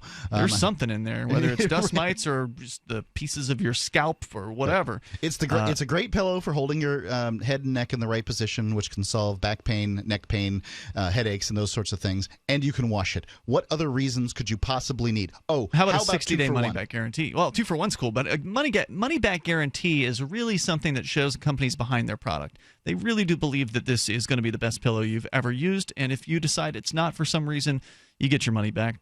MyPillow.com, code FTL. That gets you the 2-for-1 deal that you mentioned, Mark, and also the pillow is warranted for 10 years. So go to MyPillow.com, use code FTL. Coming up, Johnny Ray's Game of the Week. Regarding the pillow, Ian, I was going to ask if the pillow could be turned over.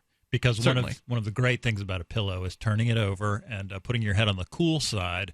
But regardless of whether you can turn it over or not, if there's a 2-for-1 deal, you just keep one spare next to you, and if your head gets hot, you just switch it out. I haven't had any kind of head heating issues. I would say that this pillow seems to do a good job of allowing, things to breathe, so to speak. That's not the official, copy points that they give us to talk about, but I haven't noticed myself getting particularly hot due to this pillow. It seems fairly comfortable and cool. Yeah, I don't know. You could check it out at mypillow.com. I don't flip pillows. Let's continue here with your calls and thoughts. David is in Keene, New Hampshire.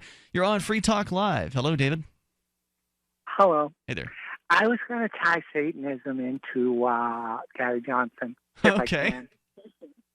Like, Gary Johnson has been criticized for not being a good libertarian or not being a libertarian at all and sullying the name of libertarianism. Those are my feelings, and David. I'd like to say, what's that? I feel like Gary Johnson is sullying the name of libertarianism.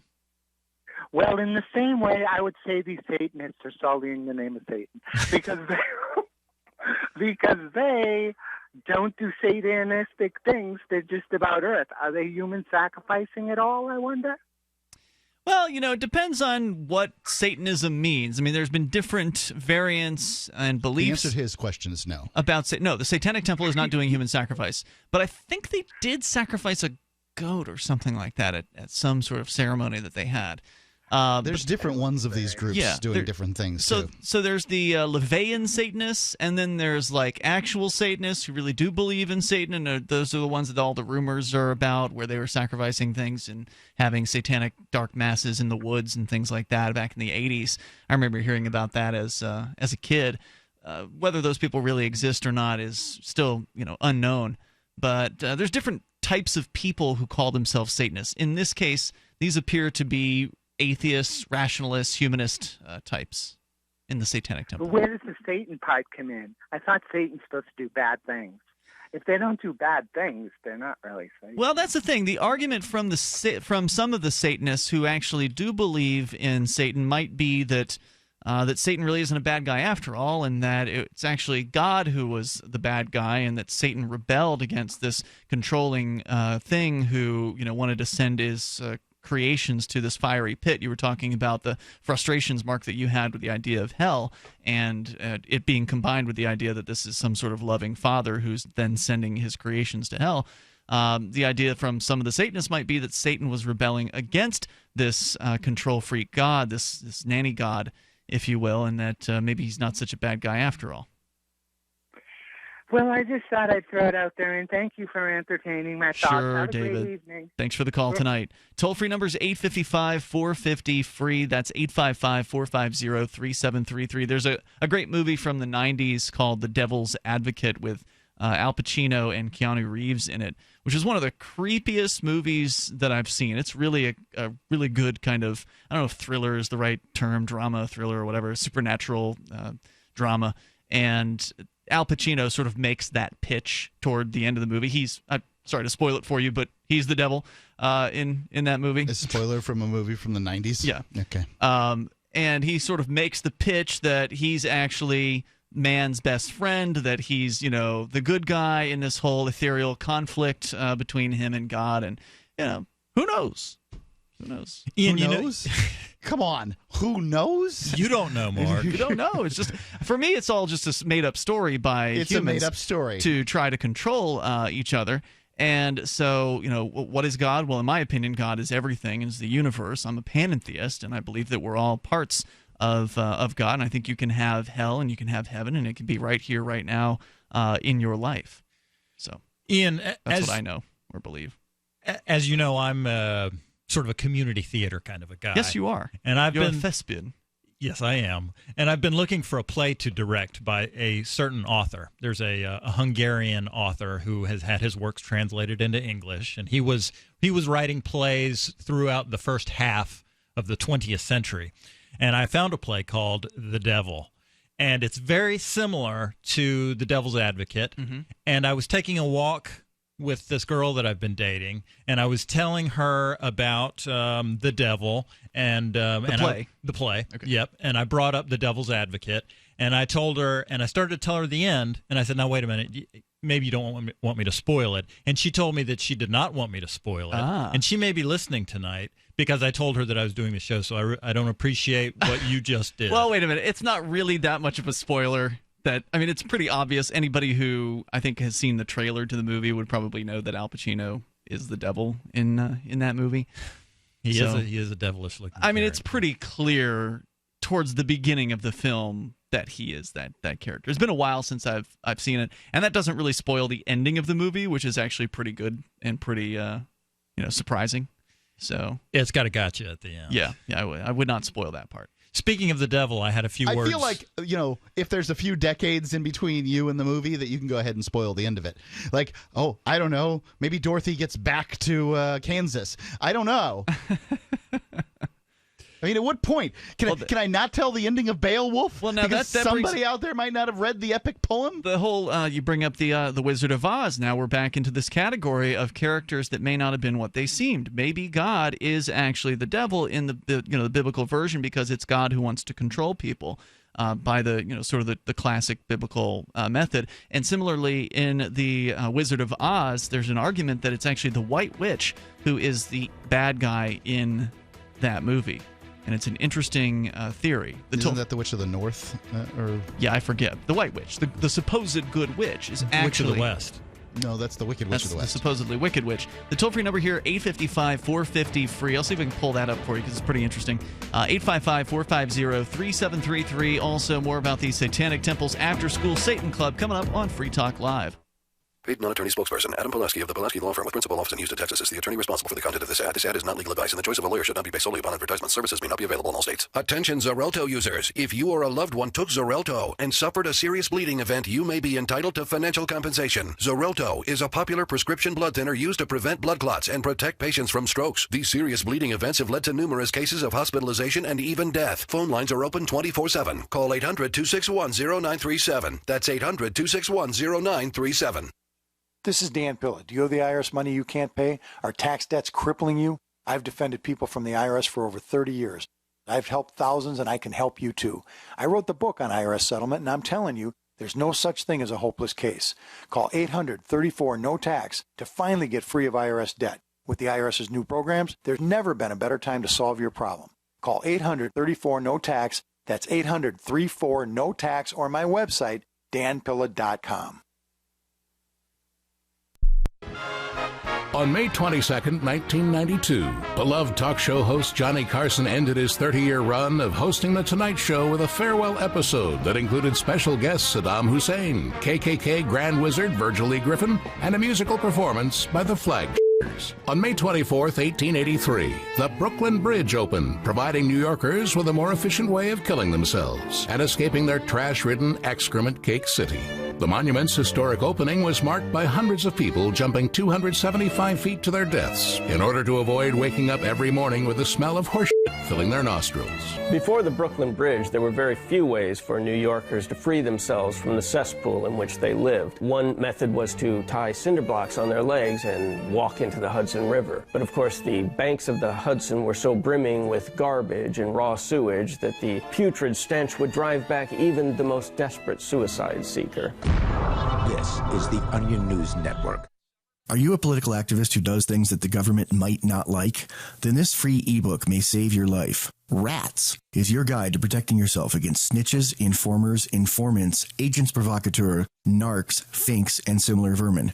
Rats was written by OG libertarian Claire Wolfe. Rats is a short book, easy to read, and available free in many formats. Download Rats free at rats-nosnitch.com. That's rats-nosnitch.com. LRN.FM is proud to announce our official listening apps for Android and iOS devices. Now you can easily tune into our streams anywhere, anytime on your smartphone or tablet.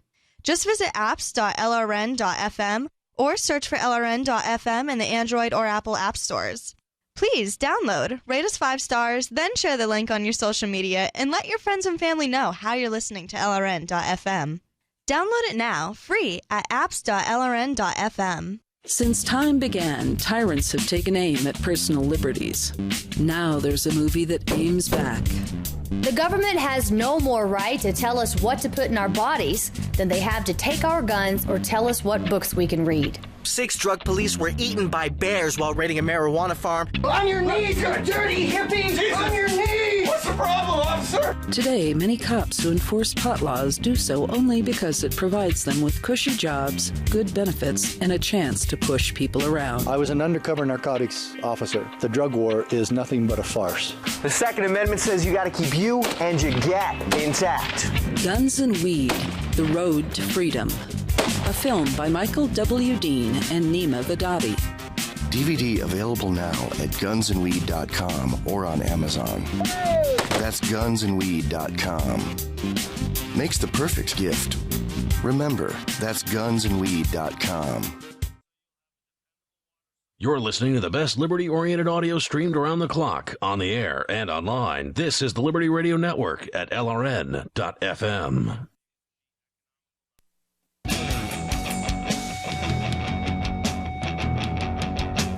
This is Free Talk Live, and you can dial toll-free to join us here. Our number is 855-450-FREE. We've got the satellite fundraiser going on right now.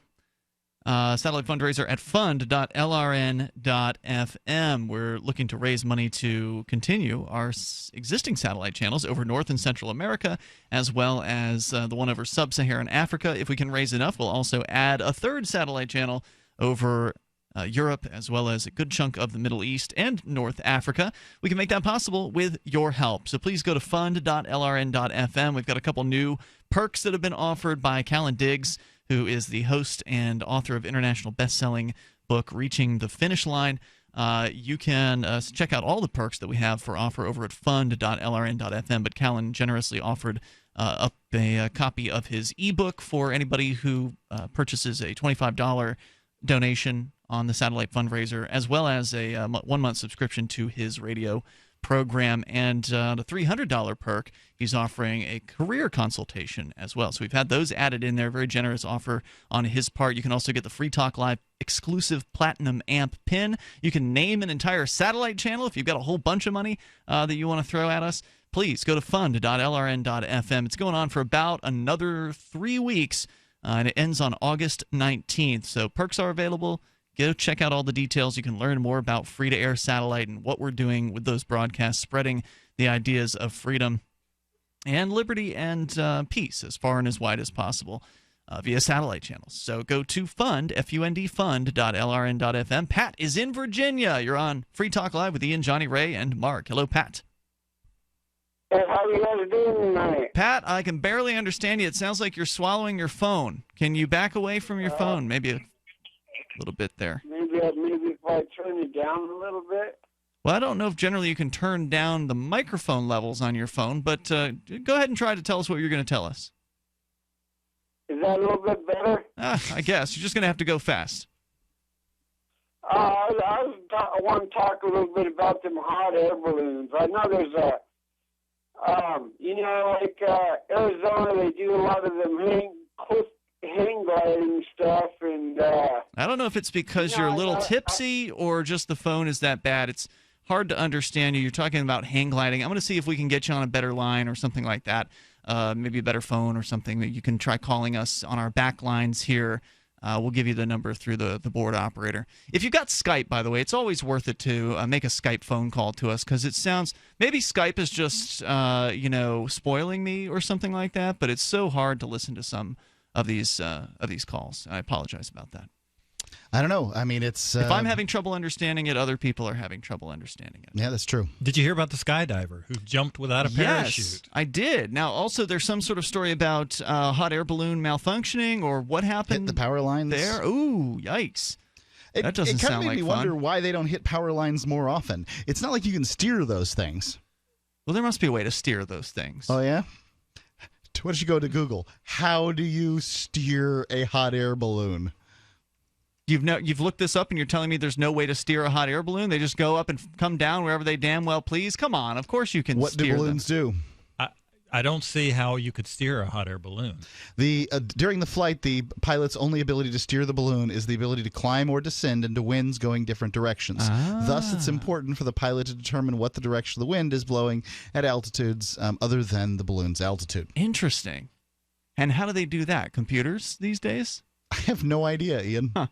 Well, how about that? Apparently, these people didn't do it right. The toll-free number here is 855-450-FREE. That's 855-450-3733. We've got Skype. Our Skype username is lrn.fm. This would be terrifying for me, the whole hot air balloon, not being able to steer a thing. That would be awful. So we were talking about characters in, popular culture, religion, that aren't necessarily who they seem to be. And there's an interesting story over at cracked.com, the 5 reasons the greatest movie villain ever is a good witch. And I feel like we might have done this on the air before. Does this sound familiar to you, Mark? It sounds familiar to me, but I think you just talked about it. No, I don't think we did this on the air. Let's see here. So you remember the story, right? A tornado whisks Dorothy and her house from Sepia, Kansas to Technicolor, Oz, where it promptly lands on a witch and kills her. So as soon as Dorothy walks out of her house, she walks out guilty of manslaughter or witch slaughter.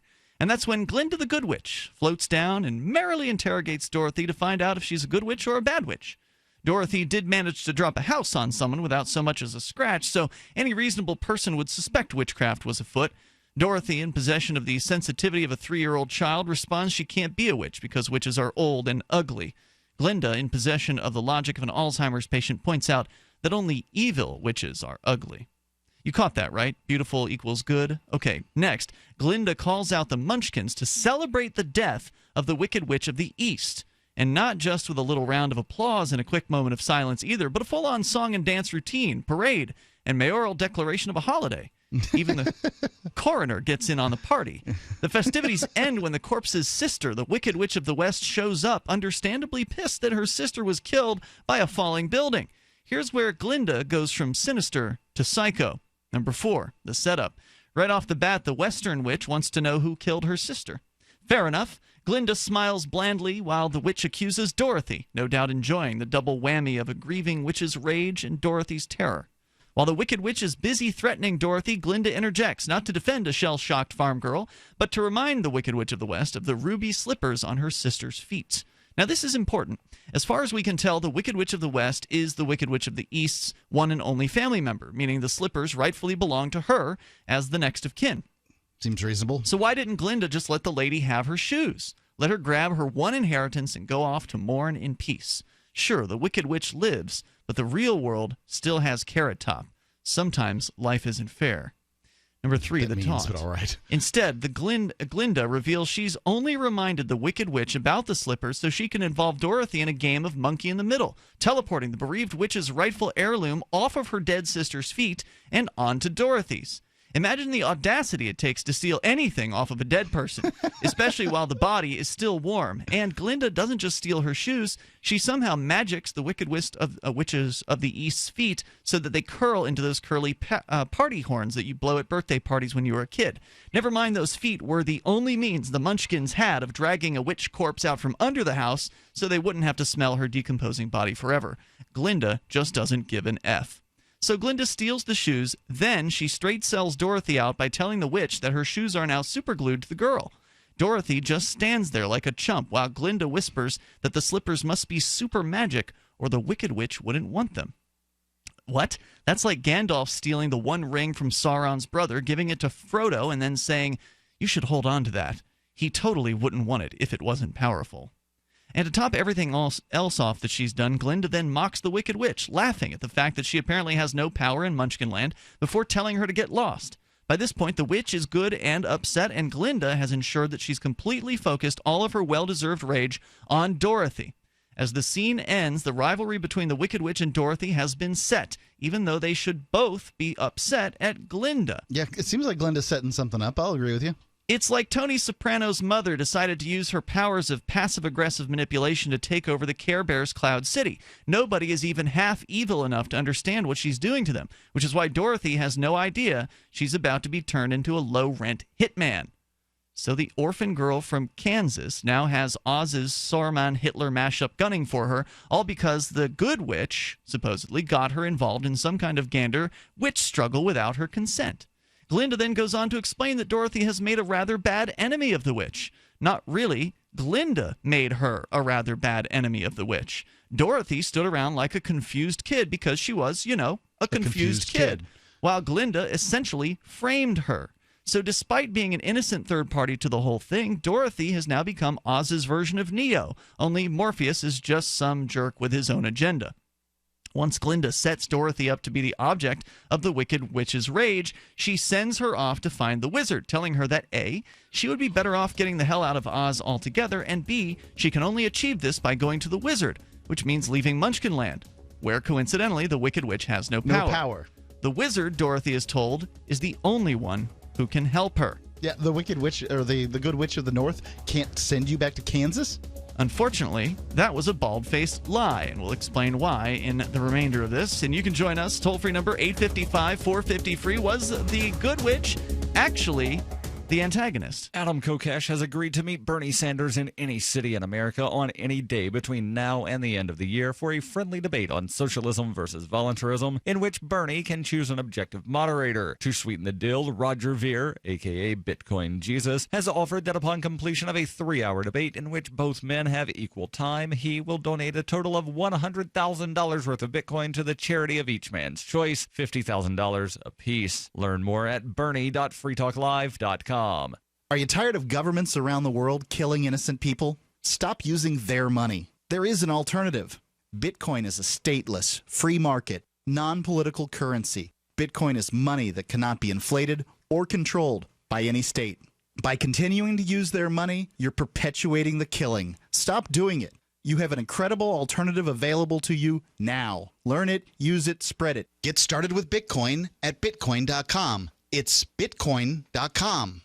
My computer is so slow, it's making me crazy. I used to have that problem. Did you quit using a computer, or did you buy a new one? No, I called Geeks On Site. They made an appointment to visit my home and showed up the same day. You mean they didn't ask you to bring your computer to a shop? That's what happened when I called a support company. Geeks On Site can go to your home or business or even repair your computer online. They have 24/7 emergency service. If you are having problems with your PC or Mac, call Geeks On Site, 1-800-591-1682. Our friendly certified computer repair experts are available 24/7. Call now for a free diagnosis. 1-800-591-1682.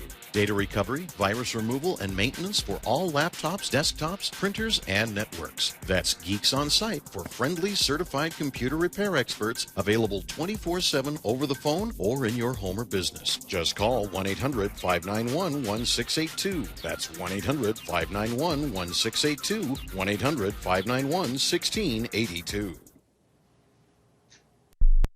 The Shire Free Church offers a sanctuary to those seeking an escape from state churches. The Shire Free Church is an interfaith, diverse group of people that may not share identical theological beliefs. As a member in or minister of the Shire Free Church, you are a sovereign individual and may be the faith of your choice. We don't claim to have all of the answers. We are open to all peaceful people. We want to learn from each other. What unifies the Shire Free Church and its diverse members is peace, love, and liberty. There are many paths to God, one for every individual. The Shire Free Church does not define a specific path beyond those parameters that must be your foundation. Peace as your way, love as your guide, and liberty as your light. Learn more at church.shiresociety.com. That's church.shiresociety.com. You may already know about the Free Talk Live audio-on-demand phone line at 641-793-9660. Did you know that not only can you listen to Free Talk Live via your phone, you can also leave a message and have it delivered to Free Talk Live's hosts? To leave us your thoughts, just dial 641-793-9660. That's 641-793-9660. Press 2 for Free Talk Live, and then hit 0 to leave your message.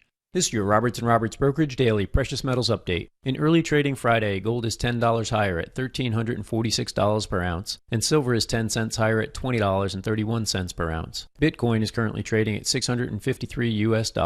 Gold and silver have been a means of storing wealth during every financial crisis and war throughout history. To see how we can help, call Roberts & Roberts Brokerage at 800-874-9760 or visit us online at rrbi.co.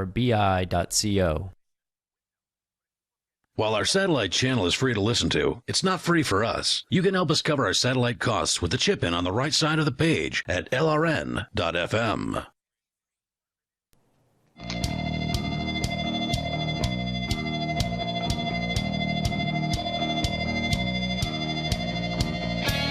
All right, it's Free Talk Live. Well, we've gone far away from the Satanic Temple, but we could come back to that here in a little bit. Also, still coming up, Jonny Ray's Game of the Week, which I observed him play some of. I got invited to a closed beta of a certain game. Yep, we'll talk about that coming up here. We'll take your calls. Our Skype username is lrn.fm, and you can also join us on our toll-free lines at 855-450-FREE. That's 855-450-3733. So we were sharing with you the 5 reasons why the greatest movie villain ever is actually a supposedly good witch. And it's an interesting little piece from Cracked.com about how, the beginning of The Wizard of Oz, the house falls on the Wicked Witch of the West, the Wicked Witch, or was it one of the Wicked Witches? The house falls on it. We got started on this because I said, a couple of segments ago that there comes a point when you no longer have to give a spoiler warning when talking about movies. And I'm of the opinion that once the movie's, it's been 10 years, I think that's really generous. Gives you enough time to see. I could just talk about a movie with impunity at that point. I still think you should give spoiler warnings if you're going to talk about a movie. I still think that's just a courteous thing to do to somebody who just may have not gotten around to watching a classic, or maybe tonight's the first time they've heard about one of the movies that we've been discussing. Luke blows up the Death Star. Okay, great. You didn't say which movie that was for. So anyway, back to the story, and then we'll get right into your phone calls and thoughts. So the idea is the house lands on one of the Wicked Witches, and the Good Witch appears and basically blames Dorothy for it, puts the slippers from the dead witch onto Dorothy, and then tells Dorothy that the wizard is the only man who can help her. And she has to then travel outside of the area where the Wicked Witch has no powers, where the Wicked Witch can then use powers against Dorothy. So, as the article points out at Crack, that was a bald-faced lie, that the wizard is the only one who can help. Anyone familiar with the story knows that at the end of the movie, Glinda, the supposedly good witch, tells Dorothy to click her heels to go home. Boom, heel clicks home. That's it. No wizard was necessary. The whole elaborate journey that Dorothy is about to embark on is predicated on a whopper. But more on this in a moment. So, Dorothy takes Glinda's word that she's got to see the wizard to get home, and she leaves the one place where the Wicked Witch has no power to get to the Emerald City. Or the Wicked Witch has no power to get to the Emerald City. Through the course of her travels, Dorothy makes friends with the Scarecrow, the Tin Man, and the Cowardly Lion. Dorothy and crew somehow make it through an apple tree attack, an encounter with the witch, and witchy fireball, an opium overdose, and those creepy monkeys with the wings. Yep, and Emerald City's red tape to get to see the wizard, who promptly informs them that he won't do a damn thing to help them until they bring back the Wicked Witch's broomstick. And that's when the Scarecrow points out they would need to kill her first. So to recap, Dorothy, the simple farm girl from Kansas, is now being asked to play the part of a hired assassin, and her reward for her second murder of the day will be, hopefully, a chance to go home. And remember, Glinda is somehow watching over everything, and we know this because she was the one who woke up the gang from their drug overdose. The wizard was just bluffing when he sent Dorothy after the Wicked Witch of the West. He didn't have any powers to begin with, but Glinda knew exactly what a trip to the witch's castle meant. Someone was going to die. If you don't remember the movie, here's how things play out. Spoiler alert. Dorothy and her friends end up in a haunted forest where they're attacked by the witch's flying monkeys. And those super monkeys carry Dorothy and Toto back to the witch's castle. The friends of Dorothy make their way into the castle too, and in the final showdown, Dorothy smites the old witch with a bucket of water, proving that M. Night Shyamalan wasn't even that original when he came up with the worst alien movie ever. When Dorothy and friends return to the Emerald City as heroes, we find out the entire fiasco could have ended the moment Glinda put the ruby slippers on Dorothy. She was literally walking around in her ticket to instant transport back to her own bed. Yeah. Glinda's excuse for not telling Dorothy before she was nearly killed and offed Glinda's rival, "You wouldn't have believed me," she says. So why apparently she did believe her. She, went all the way. Did everything she told her to. Right.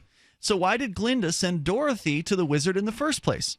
Maybe we'll never know. But we think it's pretty convenient. By the end of the movie, not only are both chief rivals of the so-called Good Witch dead, but the ruler of Emerald City is out of the picture as well, leaving just one beloved and fully powerful witch in his place. The whole thing smells fishy. It's like the usual suspects with midgets, no Baldwins, and a Kaiser Soze who floats off in a bubble. I thought it was interesting. It's funny. Let's go to Evan. He's on the line, I believe, in, is it Virginia? Evan, where are you at? From Memphis. Memphis. All right, go ahead. Hey, guys. This is the, you guys were talking earlier about the whole Satanist after-school program. And I just found it funny, and, I loved it. Because it's just, nowadays, 2016, it's just people don't believe in these fairy tales anymore, and then people that actively say, at least in my belief, that people that actively say they're Satanists are just Christian trolls, if you think about it. Last week, the Washington Post even posted another Satanist incident where there's this guy about to open up a city council. That's right. A city council, he was wearing a druid's cloak, wasn't he? Yeah, he was. And, some sort of satanic invocation, basically, because they'll allow a Christian pastor in to give an opening prayer or something, so they had to allow this guy to do it. Is that what happened? Correct, yeah. And what ended up happening was, at first, these Christian protesters wouldn't let them speak at all. And you had the Satanists just standing there all calm and collected, just waiting for them to eventually get kicked out, because they just, I guess there's a phrasing, I don't know the Bible at all, but there's, I guess, a phrase about, thou shalt not trespass against me, and apparently to them that's, higher than a court of law. And I'm just really? But anyways, that got taken care of. And right after they left, this Satanist, he comes up, he starts, he has, a really good voice. You can tell, he's some kind of singer or something. But during his invocation, quote unquote, he's just pretty much saying, hey, I'm I'm here. I'm not going to hurt anybody. No Satanist is going to hurt you unless you come after them. And like, just generally preaching their message back to them, but in like a more open and broad and embracing statement. You're saying he was preaching the message of the Christians back to the Christians? Well, I wouldn't necessarily call it yeah, I guess so. I mean, like, if you think about it, I mean, aren't they all about, like, you know, loving each other and one another and, like, well, that's what they say, living yes. in peace and all that stuff. So, I mean, yeah. They don't tend to hold to their own beliefs very effectively. No, it's just names, you know, it's just like, you know. So they quieted down the Christians enough to actually let this guy speak? Yeah, they kicked, like, half of the audience out. Wow. Yeah. And yeah, I'd agree that largely what we're seeing with these Satanists hitting the news is just a bunch of people who want to troll Christians. Yep. And also, I wanted to kind of get you guys' opinion on one more thing. It's kind of off topic and a new topic entirely. Is that what do you guys think of having, like, you have the Libertarian Party, you have the Democrats, you have Republicans, you have the Green Party that's even smaller than the Libertarian Party. Mm-hmm. But what about, like, another party that combined, like, all the ideas together? Combines all of what ideas? Every party has, like, this, like, these platforms, you know, where, like, fiscal responsibility, you know, social justice warriors, sort of, and you know, like, liberation, you know, being free, able to do what you want to do and how you want to do it, and as long as it's not hurting anyone else, what's the problem? Well, everyone has. I mean, the libertarians have the as long as you're not hurting anyone else, what's the problem? But other ones want to hurt people. So I don't think that combining third parties together is going to be very effective. I mean, we already have the Libertarian Party that people are fighting over because. Yeah, with the Libertarian Party, there's some things that I agree with, but there's other things that, like, you know, there can be a positive use for government. There can be, like, a positive use for social programs if wielded rightly. You know, no, Evan. And that's I mean, like, that's why not, Johnny Ray? Why not? Because government has nothing that it has not stolen. You can't do good with stolen property. No virtue can ultimately come out of something that you've stolen in the first place. Well, even if it's not stolen, or if it's, like, you know, allowed to be. Well, if people are voluntarily giving to a program, then I have no problem with that. I think that's a fine, virtuous thing to do, is to give to voluntary consensual charities. But that's not what we're talking about. And to try to get the Green Party and the Libertarian Party to agree on some sort of common platform would be very, very difficult. I can tell you right now, I'm trying to have an agreement between some of the gubernatorial candidates here in New Hampshire on a statement against the war on drugs, and just crafting this statement it's near impossible. I don't know if it's going to end up happening. And that's just between 3 individuals. Thanks for the call, Evan. I appreciate it. This is Free Talk Live. Hour 3 coming up. For Bitcoin to be ubiquitous, people need to use it. For people to use it, they must have it. How can we get Bitcoin into more hands? Well, tipping might be a great way. What if you could include a bonus Bitcoin tip along with your regular tip to a server? What if that Bitcoin returned to you if unclaimed after 30 days? An attractive business card-sized Bitcoin tip that is easily claimed, gives instructions on wallets, spending, and returns to the user if unused? Tip.freetalklive.com. Tip.freetalklive.com. Are you searching for your soulmate? Someone you can trust, who will never betray you or cooperate with the NSA? Stop searching. With EasyDNS, you found a keeper. EasyDNS does it all. Domain names, web hosting, and managed WordPress hosting. EasyDNS stands up for your internet freedom, and with servers in Canada, they do not cooperate with the NSA. Go to EasyDNS.com. You'll love their services or get a full refund. They guarantee it. And they accept Bitcoin. That's EasyDNS.com. If you want to move to the free state and you're looking for some real estate. Oof, I think we've all had enough of that jingle, don't you? If you're going to invest in property in New Hampshire, it just makes sense to support a liberty-friendly realtor. Call Mark Warden of Team Porcupine Real Estate for investment property or rentals in the Free State. Or visit his website. Come on, you know it. PorcupineRealestate.com. DVD, books, music, instruments, periodicals, computers, software, electronics, photo, cell phones, office products, home and garden, bed and bath, furniture, kitchen, pet supplies, automotive, hardware, apparel, shoes, jewelry, grocery, healthcare, sports and outdoors, toys, games, used, and more. It's a department store at your fingertips. Shop.freetalklive.com. Get all your shopping done, get a great deal, and a portion of your purchase goes to benefit Free Talk Live when you enter Amazon via shop.freetalklive.com. You're listening to the live edition of Free Talk Live. Hour number 3 is next after the news here on the Liberty Radio Network at LRN.FM. From Keene in the Shire, the Liberty Media capital of the world, this is Daryl W. Perry, host of FPP Radio News for Sunday, July 31st, 2016. Silver is trading at $20.33 per ounce. Gold is valued at $1,351 per ounce. And according to BitcoinAverage.com, the average price of Bitcoin is $638.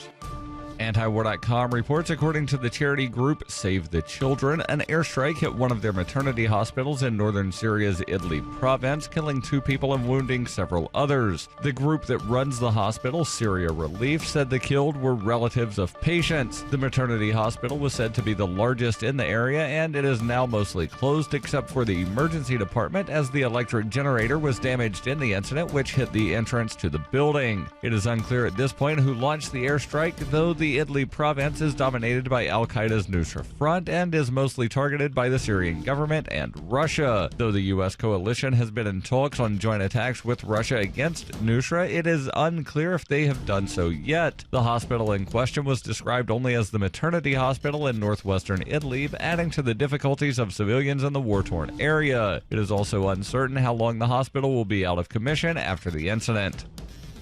Bitcoin Not Bombs is a launching pad for nonprofits and social entrepreneurs into the financial freedom of the Bitcoin economy. Bitcoin Not Bombs offers premium publicity campaigns designed to facilitate an organization's adoption of Bitcoin as a payment system and to fully capitalize on that decision in their fundraising efforts. Bitcoin Not Bombs is fully committed to being the hub of the nonprofit sector of the Bitcoin economy, maximizing the potential cross-promotion of all our clients and commercial partners. To learn more, visit bitcoinnotbombs.com.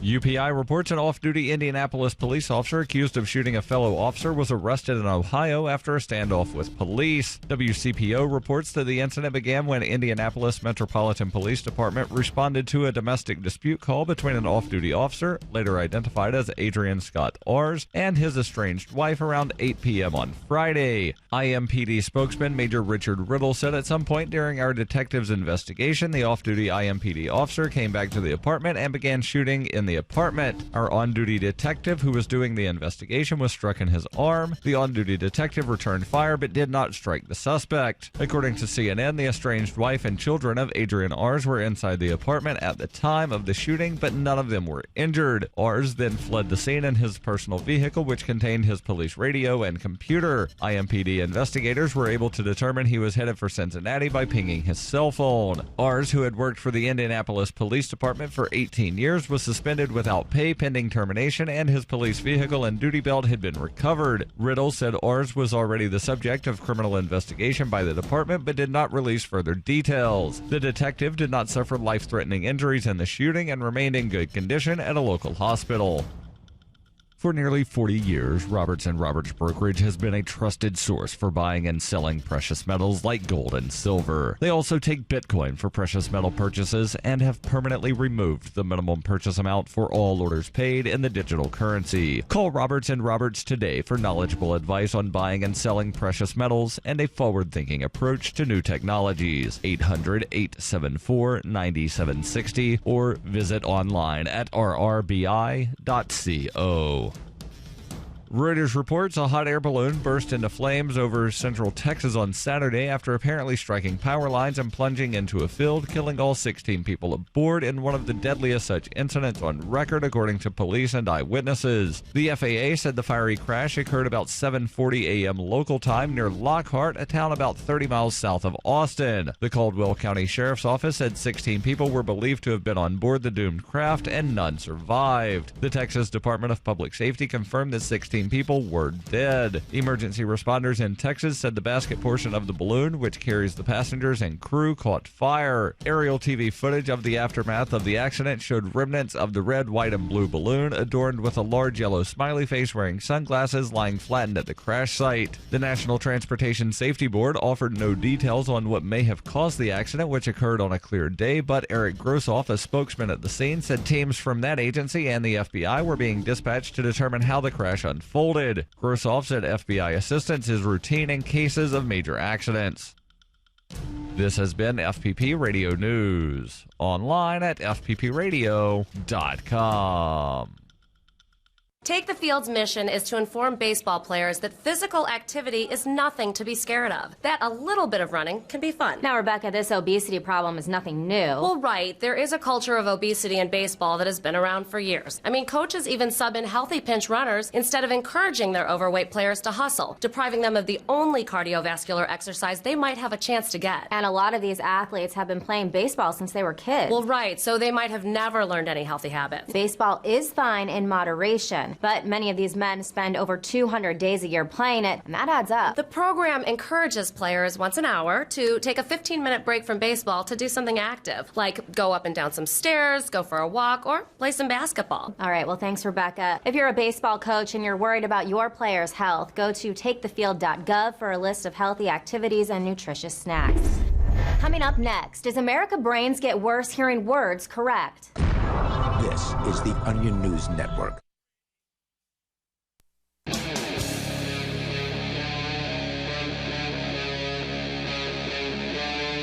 Free Talk Live. It's Free Talk Live, launching into the third hour, the live Sunday edition here.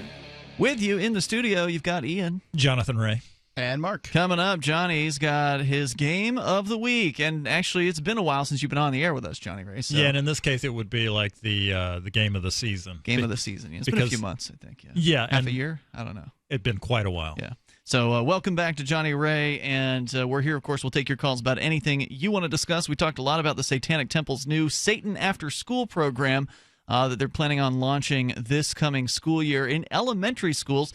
You're still welcome to comment on that or whatever's on your mind. Let's go to the phones. To the phone, Joe is in New Mexico. You're on Free Talk Live. Hello, Joe.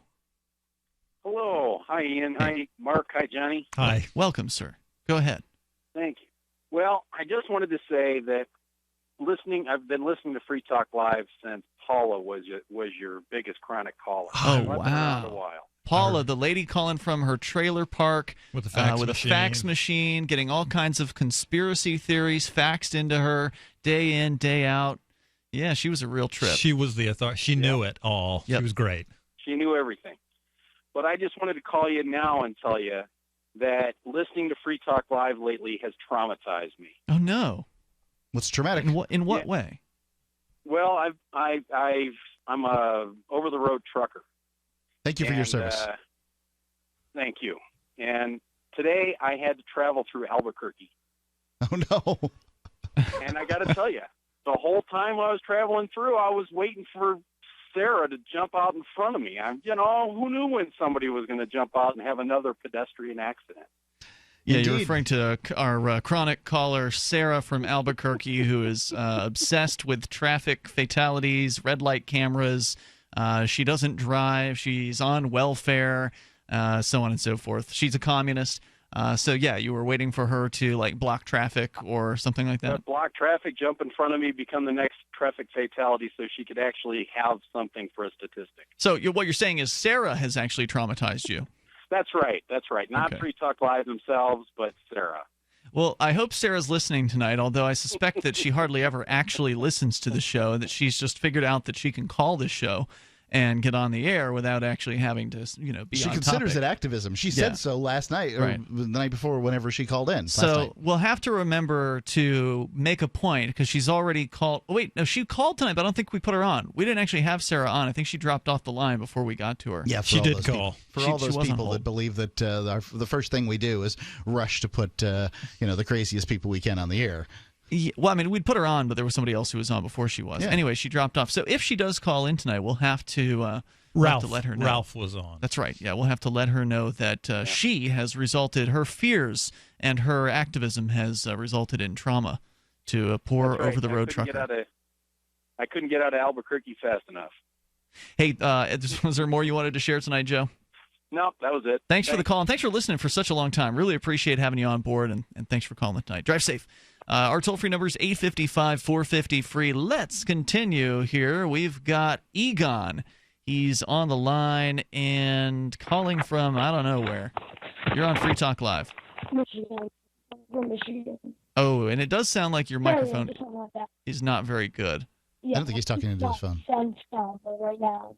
Here's what I'd recommend you do, Egon. Go ahead and pick up your regular phone, and then you can call us on our toll-free number at 855-450-FREE. I'm sorry, but we just can't put a bad-sounding call on the air like that. We're going to continue here. We do have Ian calling from China. You're on Free Talk Live. Hello, Ian.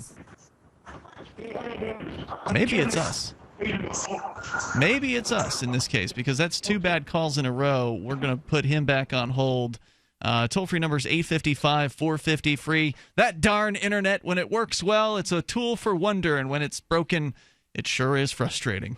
I had some comments about Reagan.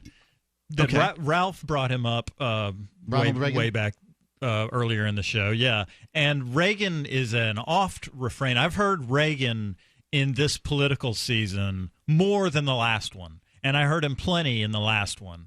He's basically become the Republican Messiah. Right. And I think that is it fascinates me.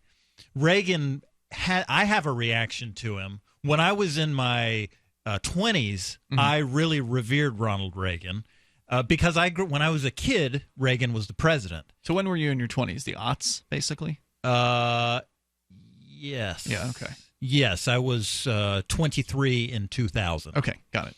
So, and I think that that's deliberate. I think it's I think psychology is playing into the reason to trot out the mantle of Reagan because when we were kids we saw him on TV and he's got an air of authority and power. He's an around actor. him. Yeah, that too.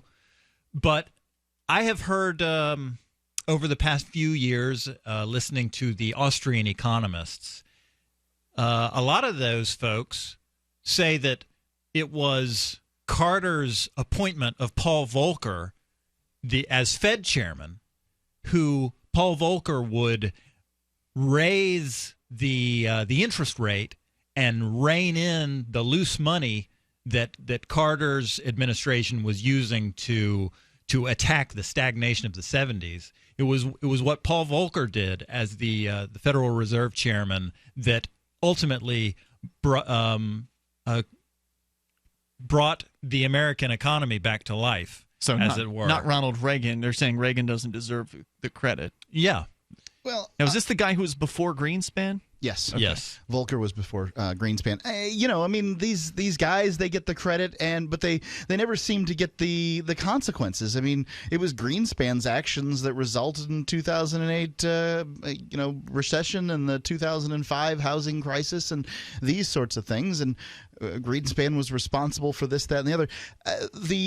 The fact is these central bankers, they have tools to pump up the economy, but when you pump up the economy, something always happens. Like when you drink alcohol, it feels really good. Things are going pretty good. And then, you keep having more and keep having more in the morning, you've got a big fat headache. Mm-hmm. And that's kind of what this is like. Things were awesome when things were awesome. If you just leave the economy alone, it'll grow nice and slow and steady. There'll be some downturns. There's no doubt about it. But if you leave it alone, then you're in far better than this playing with the interest rates. Yeah. Price controls are one of the maybe the most thoroughly discredited idea in economics history. If you try to control the price of some commodity, you're going to have unintended consequences. Right, something's going to get thrown out of whack. And the Federal Reserve is nothing more than a price control mechanism on writ large, arguably the most important commodity in the economy, money. Let's go to your calls and thoughts. Jim in California, you're on Free Talk Live. Hello, Jim. Hey, how you doing? Welcome, sir. You're on here. here. To you guys. Go for it. All right, you were talking about The Devil's Advocate being a weird movie with the devil in it. Have you ever seen Angel Heart with De Niro and Mickey Rourke? Yeah, that's a creepy one. Yeah, I was going to say that's creepier than The Devil's Advocate. There's an argument that you're right about that. It's a little bit of an older movie, if I'm recalling correctly. Yes. But it had the oldest daughter from the Cosby Show on it, which Cosby panned because she had a nude scene in that's there. right. Yeah, she has a sex now. scene in that movie. And did she get? Right. Yeah, she got fired because of that. Right. Yeah. And another thing I wanted to talk about is this new satanic thing for school children. Yes, sir. How many satanic priests have you ever met? Not a single one. Okay, well, years ago, 30-some-odd years ago, I took one of my sister's divorced friend to a quote-unquote, let's expand your psychic abilities seminar, and it was run by a witch and a satanic priest, and what he was trying to do was get all these people recruited into his Black Mass church, where at that time he was only sacrificing animals. And anyway, through God's good grace, him and I had a tete-a-tete, and I found out who he was and exposed him to the rest of the people that were at the A little bit of minimum information seminar. can go a long way. Jim, thanks for the call tonight. It's Free Talk Live. Every once in a while, you get information that's worth changing your life for. This is one such time. You can save up to and beyond 25% on all purchases at Amazon. You probably heard of Bitcoin and just not thought much about it. You certainly know that you can get competitive pricing at Amazon, but now you can get a 25% discount on nearly everything you need to live. I've just given you a huge raise, and all you have to do is claim it. You go to saveitpurse.com and open an account. Do this right now. Don't wait. Then you fund the account with Bitcoin. You can buy them through expresscoin.com with a check or money order. There are other ways to get Bitcoin, but that's fast, safe, and easy. This information is worth you changing the way you do things. Go to saveitpurse.com right now, get signed up, and cash in on the huge raise I'm offering you. 15 to 25% off of everything at Amazon through saveitpurse.com. It's saveatpurse.com. Are you tired of commuting to a job that makes someone else rich? Working harder than ever, but getting nowhere? Do you hate spending hundreds of dollars every week on daycare? Having someone else raise your children? With our opportunities, you can start earning money as soon as next week. You get to be the boss, work from home, and live a happier life. At Be the Boss Network, you'll find hundreds of work-from-home opportunities that you can literally start today and be earning money as soon as next week. Go to freedom106.com and start earning money as soon as next week. You get to be the boss. Get out of the rat race. Work from home. Go to freedom106.com right now and change your life today. That's freedom, the number 106.com. Go to freedom106.com and start earning money as soon as next week. You be the boss. Go to freedom106.com. Why did you move to the Shire? I moved here to the Shire because there's other people around who take liberty just as seriously as I do. I moved to the Shire because I saw videos of people challenging authority and thought that I could get support myself. It called to me, like, do this right now. I wanted to be around people like me who got it, and once I got here, I knew there was nowhere else that I wanted to be. I've always wanted to change the world, so I moved to the Shire to join people who were actually working towards doing the same thing. The people here are awesome, loving, and positive. It was for the adventure and for the feeling of something important is happening here, and I just wanted to come to sort of be part of that. Visit ShireSociety.com to read and sign the Shire Society Declaration and learn the reasons why, if you love liberty, you should immigrate to the Shire. Plus, add yourself to the Shire map at ShireSociety.com. That's ShireSociety.com. The three most important things you can do for Free Talk Live are: 1, share one episode a week on Facebook or in some other social networking site. 2, buy the things you buy online through shop.freetalklive.com. 3, give $5 a month to the AMP program. It's my firm belief that Free Talk Live's AMP program is the best use of your charitable dollar among liberty-oriented organizations. Support all the organizations you love, but make sure you give $5 a month to AMP at amp.freetalklive.com. Are you tired of governments murdering people around the world? Stop using their money. There is an alternative. Bitcoin is a stateless, free market, non-political currency. Bitcoin cannot be inflated or controlled by any government. By using their money, you are helping the state. Stop doing it. You have an incredible alternative available now. Learn it, use it, spread it. Get started with Bitcoin at bitcoin.com. That's bitcoin.com. Do you love Twitter? Make sure you favorite the LRN.FM Twitter account so you can receive our tweets at twitter.lrn.fm. That's twitter.lrn.fm.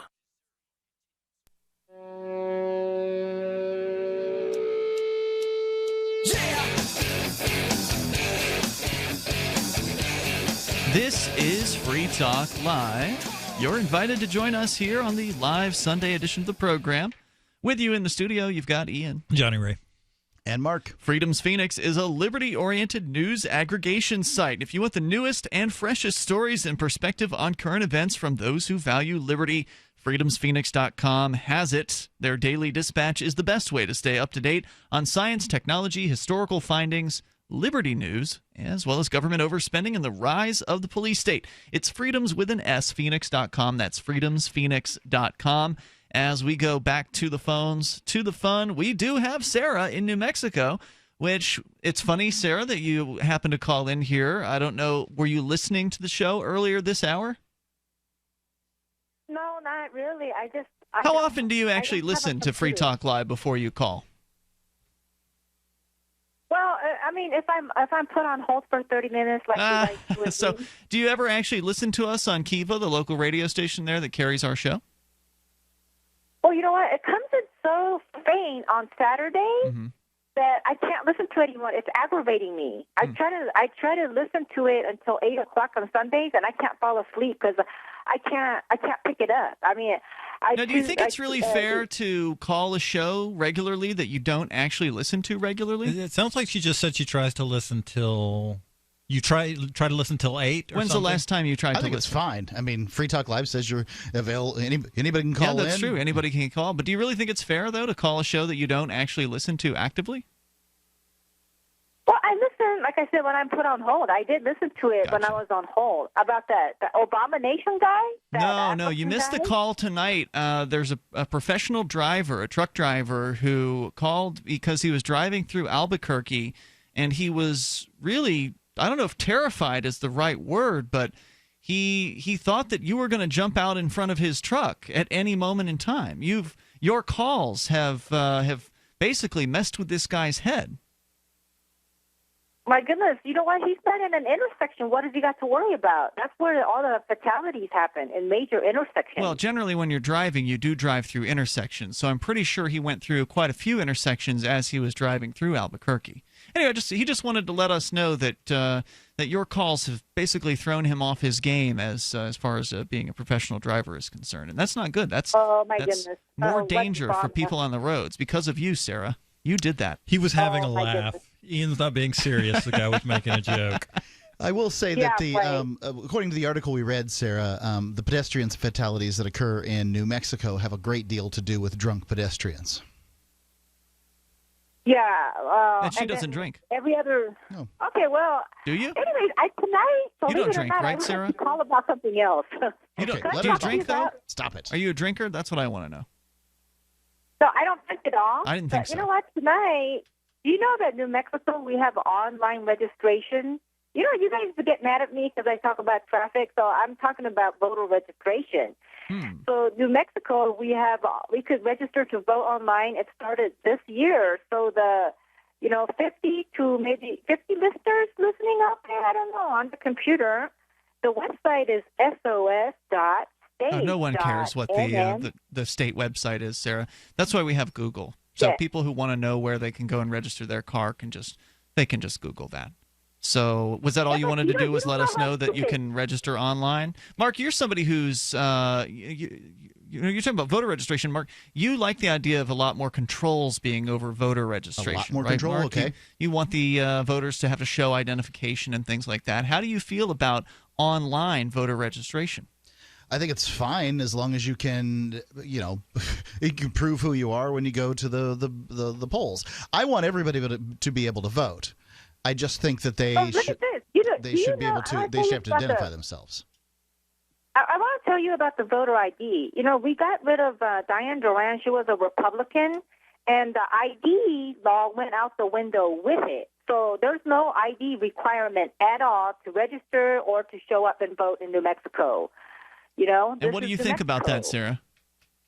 Well, I think it's very fair. I think that is the way to go, because sometimes you forget ID. What happens, though, if somebody shows up and says they're you? What if some other lady shows up and said, before you go to vote, you haven't gone, it's, 5 in the afternoon, you show up to vote and they say, oh, well, you were here earlier today. We've checked your name off the list. What happens then? Well, you know what? There is a computer system. Our county clerk has seen that once you vote, they mark you off. They get a red flag, so it's very impossible to vote twice unless you vote by mail. Yeah, but the thing is, maybe you're missing the question. So, and by the way, I'm with you on this one, actually. I agree that you shouldn't have to show ID in order to vote. But this is a legitimate objection, is because, like, when I do it here in New Hampshire, they just have a list of people and they check you off. You walk up, you give them your name and your address, and then they check you off. So if I knew, or if some lady knew your name and address and she went into the voting location and said, I'm Sarah so-and-so and I live at this location, and then they checked you off, you came in later in the day, they'd say, well, we're sorry, Ms. So-and-so, Ms. Sarah, you've already voted today. How do you solve that problem? I have a comment. I have a comment about that is that, only 10% of the people vote. People don't like to vote for themselves for real. So, or why are they going to go out and vote 5 times? That's a great point. Thanks for the call, Sarah. I'm with you on that one. Thank you. Toll free. Yeah, right. Yeah. What are the odds somebody's going to pretend that they're you when hardly anyone wants to go and vote in a municipal election or whatever anyway? I would further add that I think that the U.S. citizenship test should be administered to voters. I'm of the opinion that, we already test people who weren't born in the United States to see whether or not they're qualified to vote. We call that the citizenship exam. And I think that it should be just given, 2 or 3 random questions from the citizenship exam should come up on your little voting pad thing. So every time you vote, not just to register. Every single time you vote. And you still get to vote. But if your answers aren't correct, then your vote doesn't get counted. Let's continue. You can't answer these simple questions, really. Have you ever seen these man on the street things where they're asking people questions? It's hilarious. People don't know who I'd love to the see vice president is. Ricky do a man on the street, like be the guy asking questions. Ricky in Pennsylvania, you're on Free Talk Live. Brother Ian. Hey, go ahead. Mark. Go ahead with your comments. Well, first I wanted to say that, there's a reason why, and I never got to touch on this, is why I decided to drop things with what was going on between me and the other caller.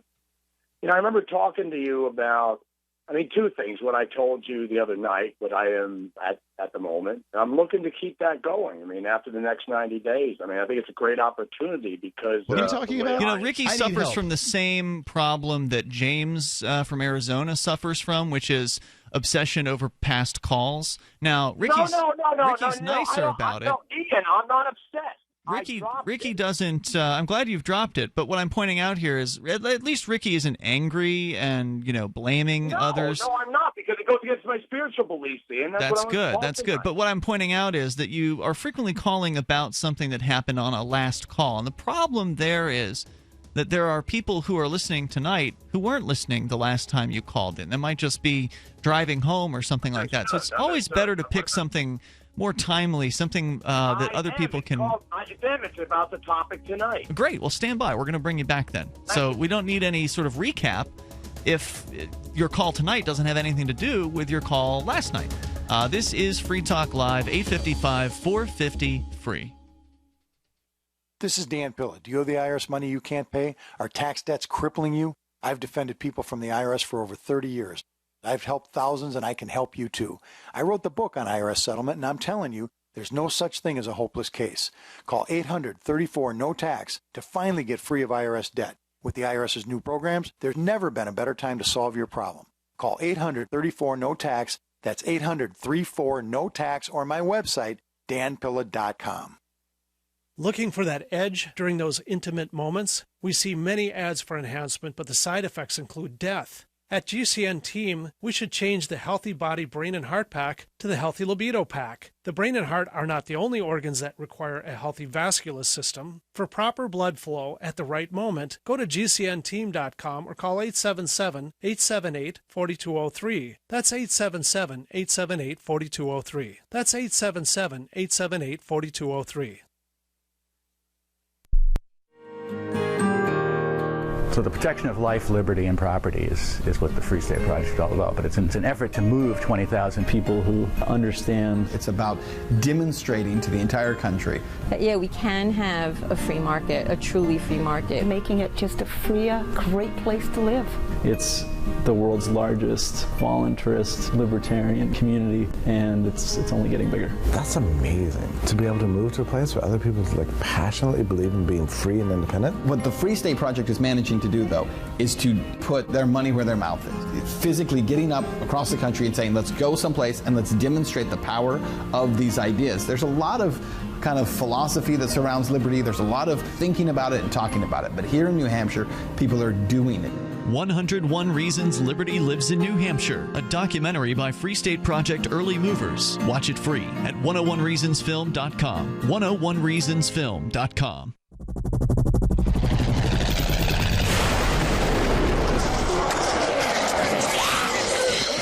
In Survivor Max 2, School Bites, Max must scavenge through a wasteland swarming with the undead. Desperate to find the medicine he needs, he discovers a community of survivors at his former school. Has he finally found the safe haven he's been looking for, or will he discover that school bites? Look for Survivor Max on Facebook, read reviews on Amazon, and read Chapter 1 at survivormax.com. Did you know you can watch Free Talk Live during our live shows 7 days a week from 7 to 10 p.m. Eastern via our studio cams at cam.freetalklive.com? Plus, you can chat with other listeners while you watch, all totally free. Now that our live video stream is hosted by YouTube, our video archives will be online even faster, so be sure to subscribe to our YouTube channel. Listen, watch, and chat all free at cam.freetalklive.com. That's cam.freetalklive.com. If you're looking for work, you know the math. There are many more applicants than openings, so you need to stand out, not blend into the blah, blah, blah your interviewer is hearing from your competition. Here's a tip. In your interview, you will be judged more by the questions you ask than the answers you give. Yes, do anticipate the obvious job interview questions and prepare concise, insightful, glass-half-full sounding responses. And you should interview your interviewer. Seem genuinely curious about what will help get results. With money and attention so scarce now, effective communication skills have never been more important. You want to cut through the clutter. For more tips for job seekers and making all the other conversations you have more productive, hit survivalspeech.com. I'm Holland Cook. Listen to LRN.FM on any phone, anytime. 641-552-5046. That's 641-552-5046.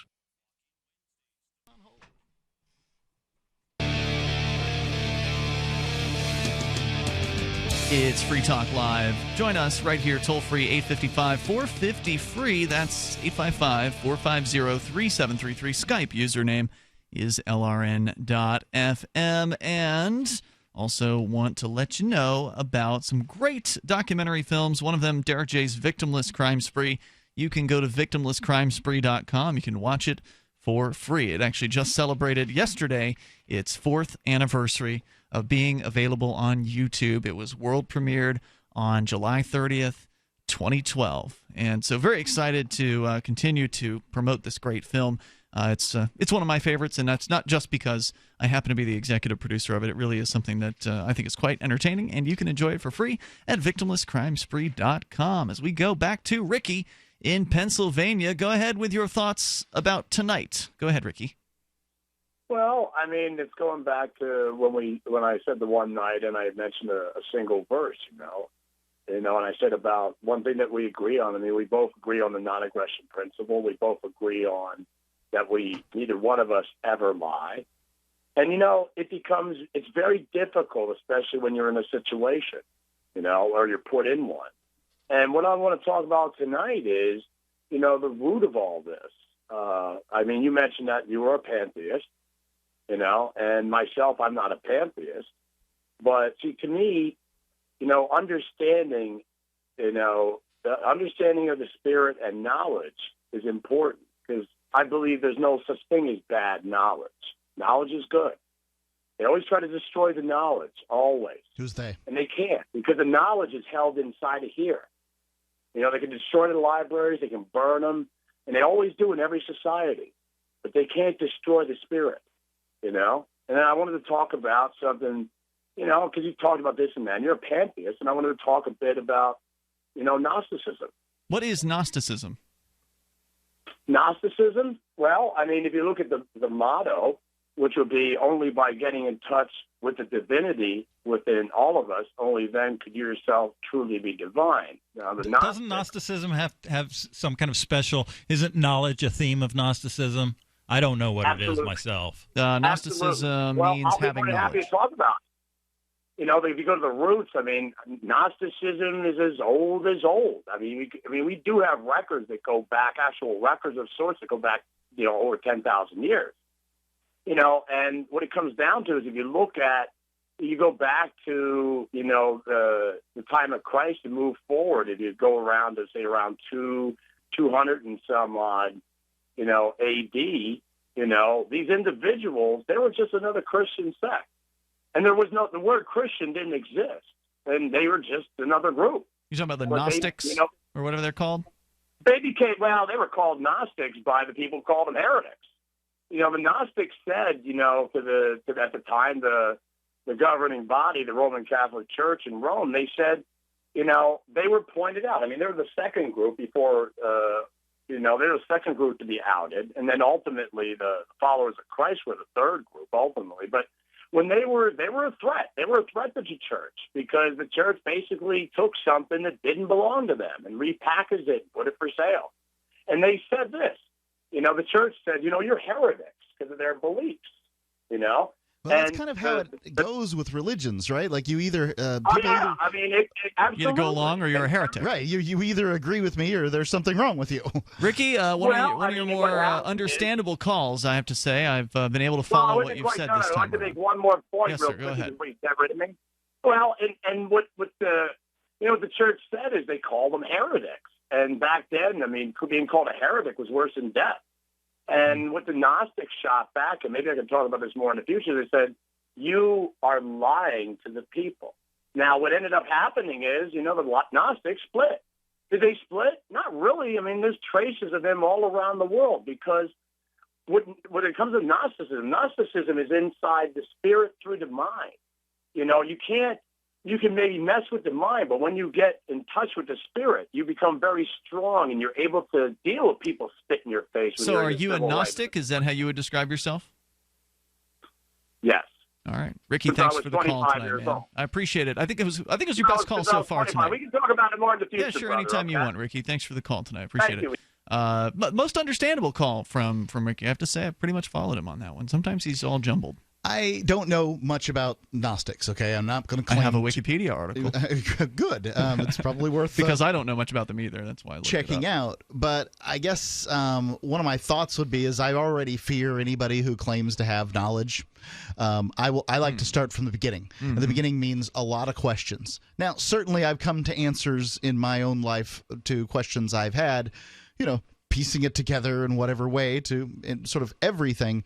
But I guess it bothers me to just sort of take a set of answers that somebody else has come up with for their life. Well, I don't know if that's what the Gnostics are doing. The story here from Wikipedia: Gnosticism, from a modern term, or from ancient Greek to mean having knowledge, it's a modern term rather, categorizing a collection of ancient religions whose adherents shunned the material world, which they viewed as created by an evil or clumsy entity they called the demiurge, and embraced the spiritual world. Gnostic ideas influenced many ancient religions that teach that gnosis, variously interpreted as knowledge, enlightenment, salvation, or emancipation, or oneness with God, may be reached by practicing philanthropy to the point of personal poverty, sexual abstinence as far as possible for hearers, entirely for initiates, and diligently searching for wisdom by helping others.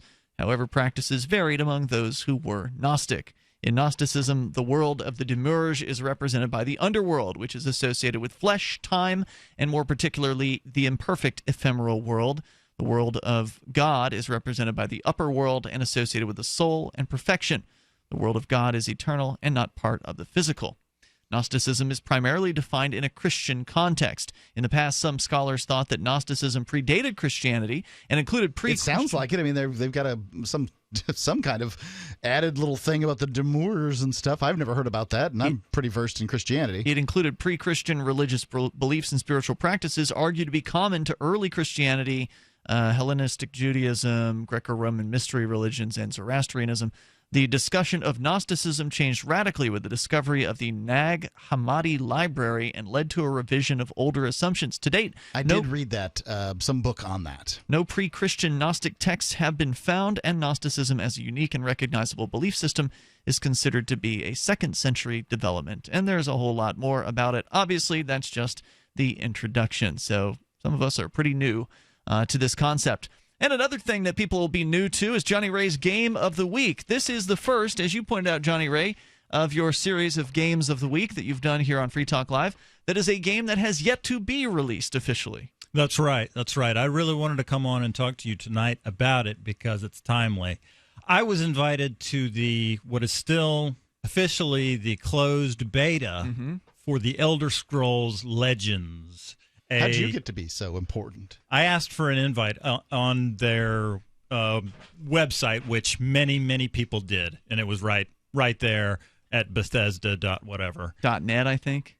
Yeah, I think so, too. Now, you're talking about the Elder Scrolls. Historically, the Elder Scrolls has been a first-person perspective sort of dungeon hacker, if you will. Originally, that's what it was, and then it became more of an open-world first-person game. So, for listeners that may be new to some of these concepts, a lot of the first-person games we're used to are first-person shooters, very militaristic kind of games with bombs and guns and things like that. Shoot it if small, it moves. circumscribed levels. Right. And the Elder Scrolls changed all that by having a sort of a swords and magic spells motif. It was Grand Theft Auto before Grand Theft Auto.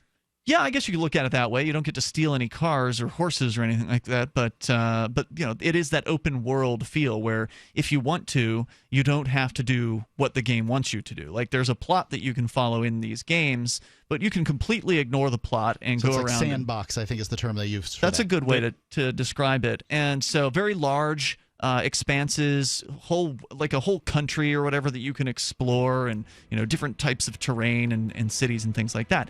They're now taking that universe and turning it into a card game. Into a card game that will compete with my favorite game, Hearthstone, which you've talked about so many times here. Now you've had a chance to play this open beta, or closed beta rather, on the Elder Scrolls. You're going to tell us about it coming up here. Will Jonny Ray like it? In Jonny Ray's Game of the Week. 855-450-FREE, 855-450-3733. This is Free Talk Live. If you're considering going back to school, ask yourself the following questions. Do you need the flexibility to take classes on your schedule? Do you have college credits you need transferred? Do you want to earn a quality degree from a world-renowned university? If you answered yes to any of these questions, Arizona State University is the perfect school for you. Arizona State University offers over 100 highly ranked degree programs 100% online. You'll earn the same degree as you would on campus, from wherever you are, on your schedule. Plus, ASU Online accepts most transfer credits. For information, call 1-800-958-5345. Learn for yourself why the Wall Street Journal ranks ASU 5th in the nation for producing the best qualified graduates, and why 90% of ASU grads are recruited within 90 days of graduation. Learn to grow, learn to succeed, and learn to thrive at Arizona State University. To learn more about ASU online degrees, call 1-800-958-5345. That's 1-800-958-5345. Are you worried about your mom or dad living alone in their house? Hi, I'm Joan London. Listen, I know how difficult it is to find senior care for someone you love. That's why I recommend a free service called A Place for Mom. They are the nation's largest senior living referral service. Call A Place for Mom today. To receive free information on senior living communities in your area, call A Place for Mom at 1-800-704-6182. A Place for Mom offers free one-on-one advice from local advisors and a personalized list of senior living communities you can visit. If you have questions about senior care for your mom or dad, there's a place for answers, A Place for Mom. Call A Place for Mom in the next 10 minutes to get your free ebook on financing senior care as well as free information on senior living communities in your area. Call 1-800-704-6182. That's 1-800-704-6182. Free Talk Live. Hey, Jeff, what's up? South Florida, man, that's one of the best places to go out and have fun. There's nothing like going out shooting a game of pool, drinking a few beers, and seeing some dancing girls. I mean... Nothing quite like it, huh, Jeff? Nothing quite like it. Can't do that anywhere else in the country. I mean, only in Florida. Tampa and Miami. Well, in most other places in the country, you can't do it all in the same building. Let me tell you something. South Florida, man, is especially down in Miami. I mean, that's party station down there, guys. A lot of people don't even go out till around 11 o'clock or midnight. Lulu's Bar and Grill, they were selling these T-shirts. It said, "I lost my pants at Lulu's Bar last night." Lulu's? Yeah, sounds Lulu's. a little fruity. No. This is a nice place down in downtown Fort Lauderdale. But anyways. It must be a nice place with shirts that say, "I lost my pants at Lulu's." Come on in. Leave your pants behind. Free Talk Live, 7 nights a week from 7 to 10 Eastern, live on the Liberty Radio Network at LRN.FM. For years, LRN.FM has had a listen line that you can call and listen to LRN.FM anytime. Now we're taking the idea to a new level with the LRN.FM audio on demand line. You can call 641-793-9660 anytime and listen to LRN.FM's live feed, and you can listen to a bunch of our original shows on demand. Long distance fees may apply. Just dial 641-793-9660 and choose from the menu 641-793-9660. Arcade City is a ride-sharing app built by drivers, not a mega corporation. As a driver with Arcade City, you can keep all of what you earn. Sign up now to drive for or ride with Arcade City at arcade.freetalklive.com. Arcade City is connecting drivers directly with riders and has been making headlines for disrupting the ride-sharing industry. Sign up now at arcade.freetalklive.com. That's arcade.freetalklive.com.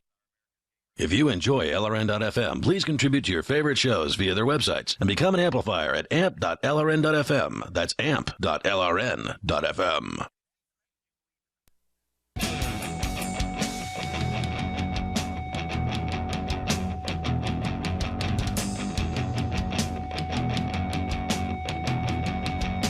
This is Free Talk Live.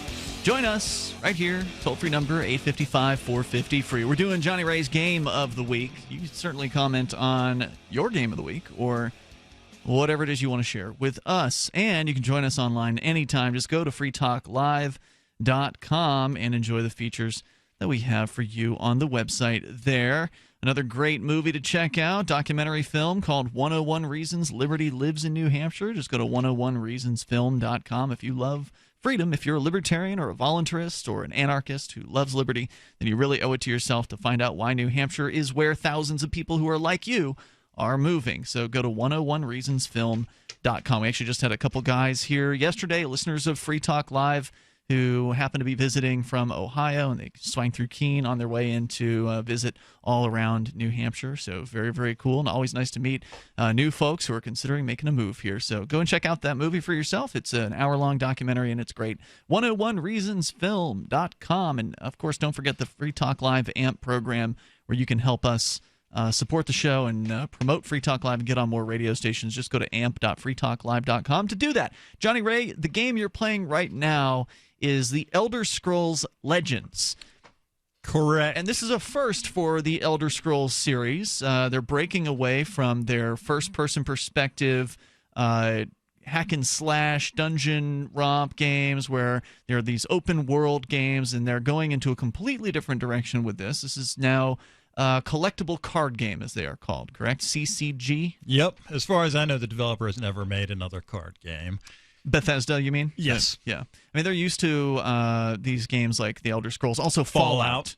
The Fallout series is the same developer. Yeah, a retro futuristic apocalyptic RPG, also made with that verisimilitude that the Elder Scrolls has always gone for. It's the same game engine, basically, as the Elder Scrolls. It's just with a different skin approach. Yeah, skin, if you will, or goal.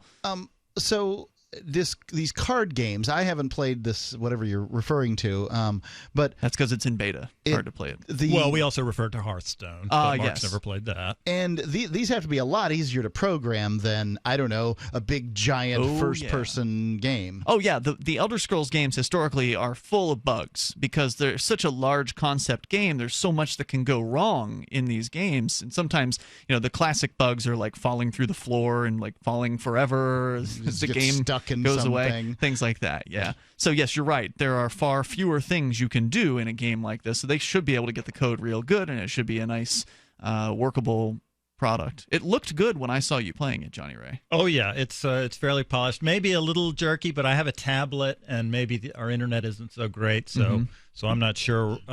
It feels polished, and I love this game. I think it's excellent. Now, you've been a huge fan of Hearthstone, which is another one of these collectible card games. It's free to play, but you can actually buy things inside the game. Are they allowing you to buy things in the beta, or is it just like you just get all the cards, or like how's it set up? Currently, there are no transactions involving real money. Okay, but they're giving me lots of the virtual currency, which you can buy packs in the game, which is ultimately all you want in order to play the packs game of to cards. its fullest. Yeah. Well, let me ask you this: because you're one of these beta players, do you get to keep all the stuff you've gotten in? I beta? think so. That's one of the things that I love about this situation. Yeah. They should just lop your head off right at the end of the beta and say everybody starts from zero. Good luck. Right. I should look into that and see what happened with Hearthstone. But this is a game. It's just like it's just like Hearthstone? Well, yeah. I mean, it is. It's an iteration of Hearthstone, but I think it's better. And better than Hearthstone. You've been playing Hearthstone now pretty consistently for a couple of years at least, right? Yeah, and this takes everything that's great about Hearthstone and it adds some fascinating things to it. It's not my Elder Scrolls as far as aesthetics and story and so forth. When you say it's not your Elder Scrolls, what do you my mean? Elder Scrolls is Morrowind. Right, okay. Which is really different from Skyrim, which I haven't beaten, I must say. But I started to play it a little bit, and then I wanted to play Morrowind instead. You went back to the older game. Yeah. So, and this has the I'm not going to complain about really anything besides the. I'm not going to complain about anything. Are you talking about after all? Yeah, I mean, yeah. Is it the fact that the story is not the same as the Morrowind, or not from the same time frame, or something like that? Or because the creatures all look similar, right? They still have sort of the classic different races. You can, when you start the game, I saw you start your character, your player. You get to select the Elder from Scrolls. The Elder Scrolls is a fantasy universe, right? And in this card game, when you select a race, when you start playing, right, and it gives you some sort of perk when you do that, right? I selected Orc. And I will be getting, as I level up in the game, there's a level up system. Is that because you figure no one else will select orcs, so therefore you thought you'd be less competition? No, I wanted to play something. Whenever I start a new Elder Scrolls game, I always pick a race that I've never been before. Oh, interesting. And I'd never been an orc before. And this said that you would be collecting more orc cards. And orcs in this game, in the sense that I'm using it, are what they call tribes in the CCG lexicon. Like, you'll look at different cards. By the way, other CCGs besides Hearthstone, Magic the Gathering. It's probably the most noteworthy. The Pokemon? Pokemon, Yu-Gi-Oh! What's it stand for? Collectible card game. Okay. Yeah, and this is a digital collectible card game, and it allows you to do crazy things that you could not do with a physical card game like Magic was. But Magic is now in the virtual universe as well. But this is like Hearthstone, where you've got about a hand of starting with about 5 cards, and you play creatures out of your hand onto the board, and those creatures try to reduce your opponent's hit points from 30 to 0. And vice versa. Yes, and this is the same way. But this has this fascinating baked-in catch-up mechanic where you have these runes, and every time your health is reduced to some multiple of 5 that's below 30, one of those runes breaks, and you draw a card. You get a bonus, basically, if you're losing, is kind of the idea, right? Yes. And that's interesting, because it could turn around a game, is what I understand. I was reading a little bit about this rune system. Is that true for the opponent, too? They get runes also? Presumably. Yeah. When I'm playing Hearthstone, if I have some spare attack power left over, there's basically never any reason not to use it on your opponent's face, as they say. On his face? Yes, on his 30 hit points. Okay. But in this game, I'll have him done a 26, and he's only got 1 card, and I don't want to double or actually increase really effectively by 1/3 his options. So maybe I've got a whole board of creatures that could reduce him a lot. But I just don't want to give him anything, so I don't do anything with him. I wait to let him do or not do something with his card and then maybe unload on him next turn. It really slows the game down. It potentially slows the game down, which is okay with me, and can turn it around. Associated with that, there are these prophecy cards. And prophecy cards kind of aren't worth it for the resources you're spending on them, except if a prophecy card is one of those cards you draw when your rune breaks, then you can play it for free. And it could be like destroy a creature. And I could save you. Save your life. Make you win. Around. And you've had this happen? You've had a turnaround? I try to build decks. Yep. When I build a new deck, I do a keyword search for prophecy first, and I kind of load up my deck with prophecy cards. Now this is, and by the way, you've had this game for what, 2 days now at this point? It hasn't been very long. Sounds like you've been pouring a few hours into it. Yeah. Now in Hearthstone was great because it was a card game where you would select a class. Now in Elder Scrolls Legends, like I said, you select a race. It doesn't have too much effect on the in-game situation, but you can only build a deck with cards that represent 2 attributes, and that is what creates your character classes. For example, and part of these games is probably one of the more important parts is the deck building, right? It's everything. To create some sort of badass deck that can't be beaten, in theory. How big is one of these decks? 50 cards, 50 to 70. In Hearthstone, it was only 30 cards. I see. So this is another big difference, big change. Now you kind of start with some random stuff, right? You're opening up these decks. You kind of just get what you get. When you start the game, you're really limited with what you have. Why do you like this card gaming playing thing so much as far as games go? What's your preference? It's strategy. It's multiplayer for one thing. It's the only. You play against people? Yes. Isn't that what happens when they, I don't know, have to walk away and do something while you're playing? Oh, then they lose. Okay. So they have a minute to respond? Good question. There's in Hearthstone and Elder Scrolls Legends, there is what I call roping, because it was a fuse that would appear and start to burn down in Hearthstone, and they have the same thing after probably 60 to 90 seconds. Okay. They give you enough time, and you need it because this game is more complicated than Hearthstone. It's got not just a board; it's got a board with a divider, creating 2 lanes, and it's almost like you're playing 2 games at one time. Right, because the creatures in one lane can't affect the creatures in the other lane, so you've got like basically 2 battles going on. It looks fascinating. The beta is invite only, and they didn't give you any invites. You couldn't give me one of them. You just have to go and sign up for it. I think they're giving them away now, though. At Bethesda.net, I believe, is where you go to do that. Johnny Ray, thanks for coming in tonight. Hope to have you back. Thanks for having me. Free Talk Live. See you tomorrow. I've been told no in many different ways. I give you an order and you're going to obey it. George, you can go this way. You can't do that and you have to leave here. You cannot bring signs into the rally. Walk with me. Well, I'm comfortable here, actually. Whoa. Hey. Who do you think you are? Excuse me. There is no video and audio allowed in this office. No, I have work today. You ain't going to make it. Wait a minute. Hey! Oh my God! Unbelievable! Why are you running from me? Because you're scared me. What am I being detained for? You're being served. What is this? You're being served. What is this? Bureaucrats have a funny way of telling people no. That's the sound of the men working on the chain. Derek J's Victimless Crime Spree. Watch it for free and order the Director's Cut DVD at victimlesscrimespree.com. I love My Magic Mud. I drink a lot of coffee. I had stains on my teeth. Then I found My Magic Mud, and I was told it would remove stains. So I paid attention when I brushed the first time. My Magic Mud is black tooth powder, and the difference it made in my teeth in one application was noticeable. With 4, my teeth were as white as you normal folks out there. Please go to mymagicmud.com and buy a jar. There's 150 applications for $25. You can use Bitcoin, mymagicmud.com. The 3 most important things you can do for Free Talk Live are 1. Share 1 episode a week on Facebook or in some other social networking site. 2. Buy the things you buy online through shop.freetalklive.com. 3. Give $5 a month to the AMP program. You likely buy all kinds of things online. Amazon is the largest online retailer. You can get what you need at the same prices with free Super Saver shipping by going to shop.freetalklive.com. Please do your online shopping at shop.freetalklive.com. The Call to Freedom is coming up next, live after the news on the Liberty Radio Network at LRN.FM.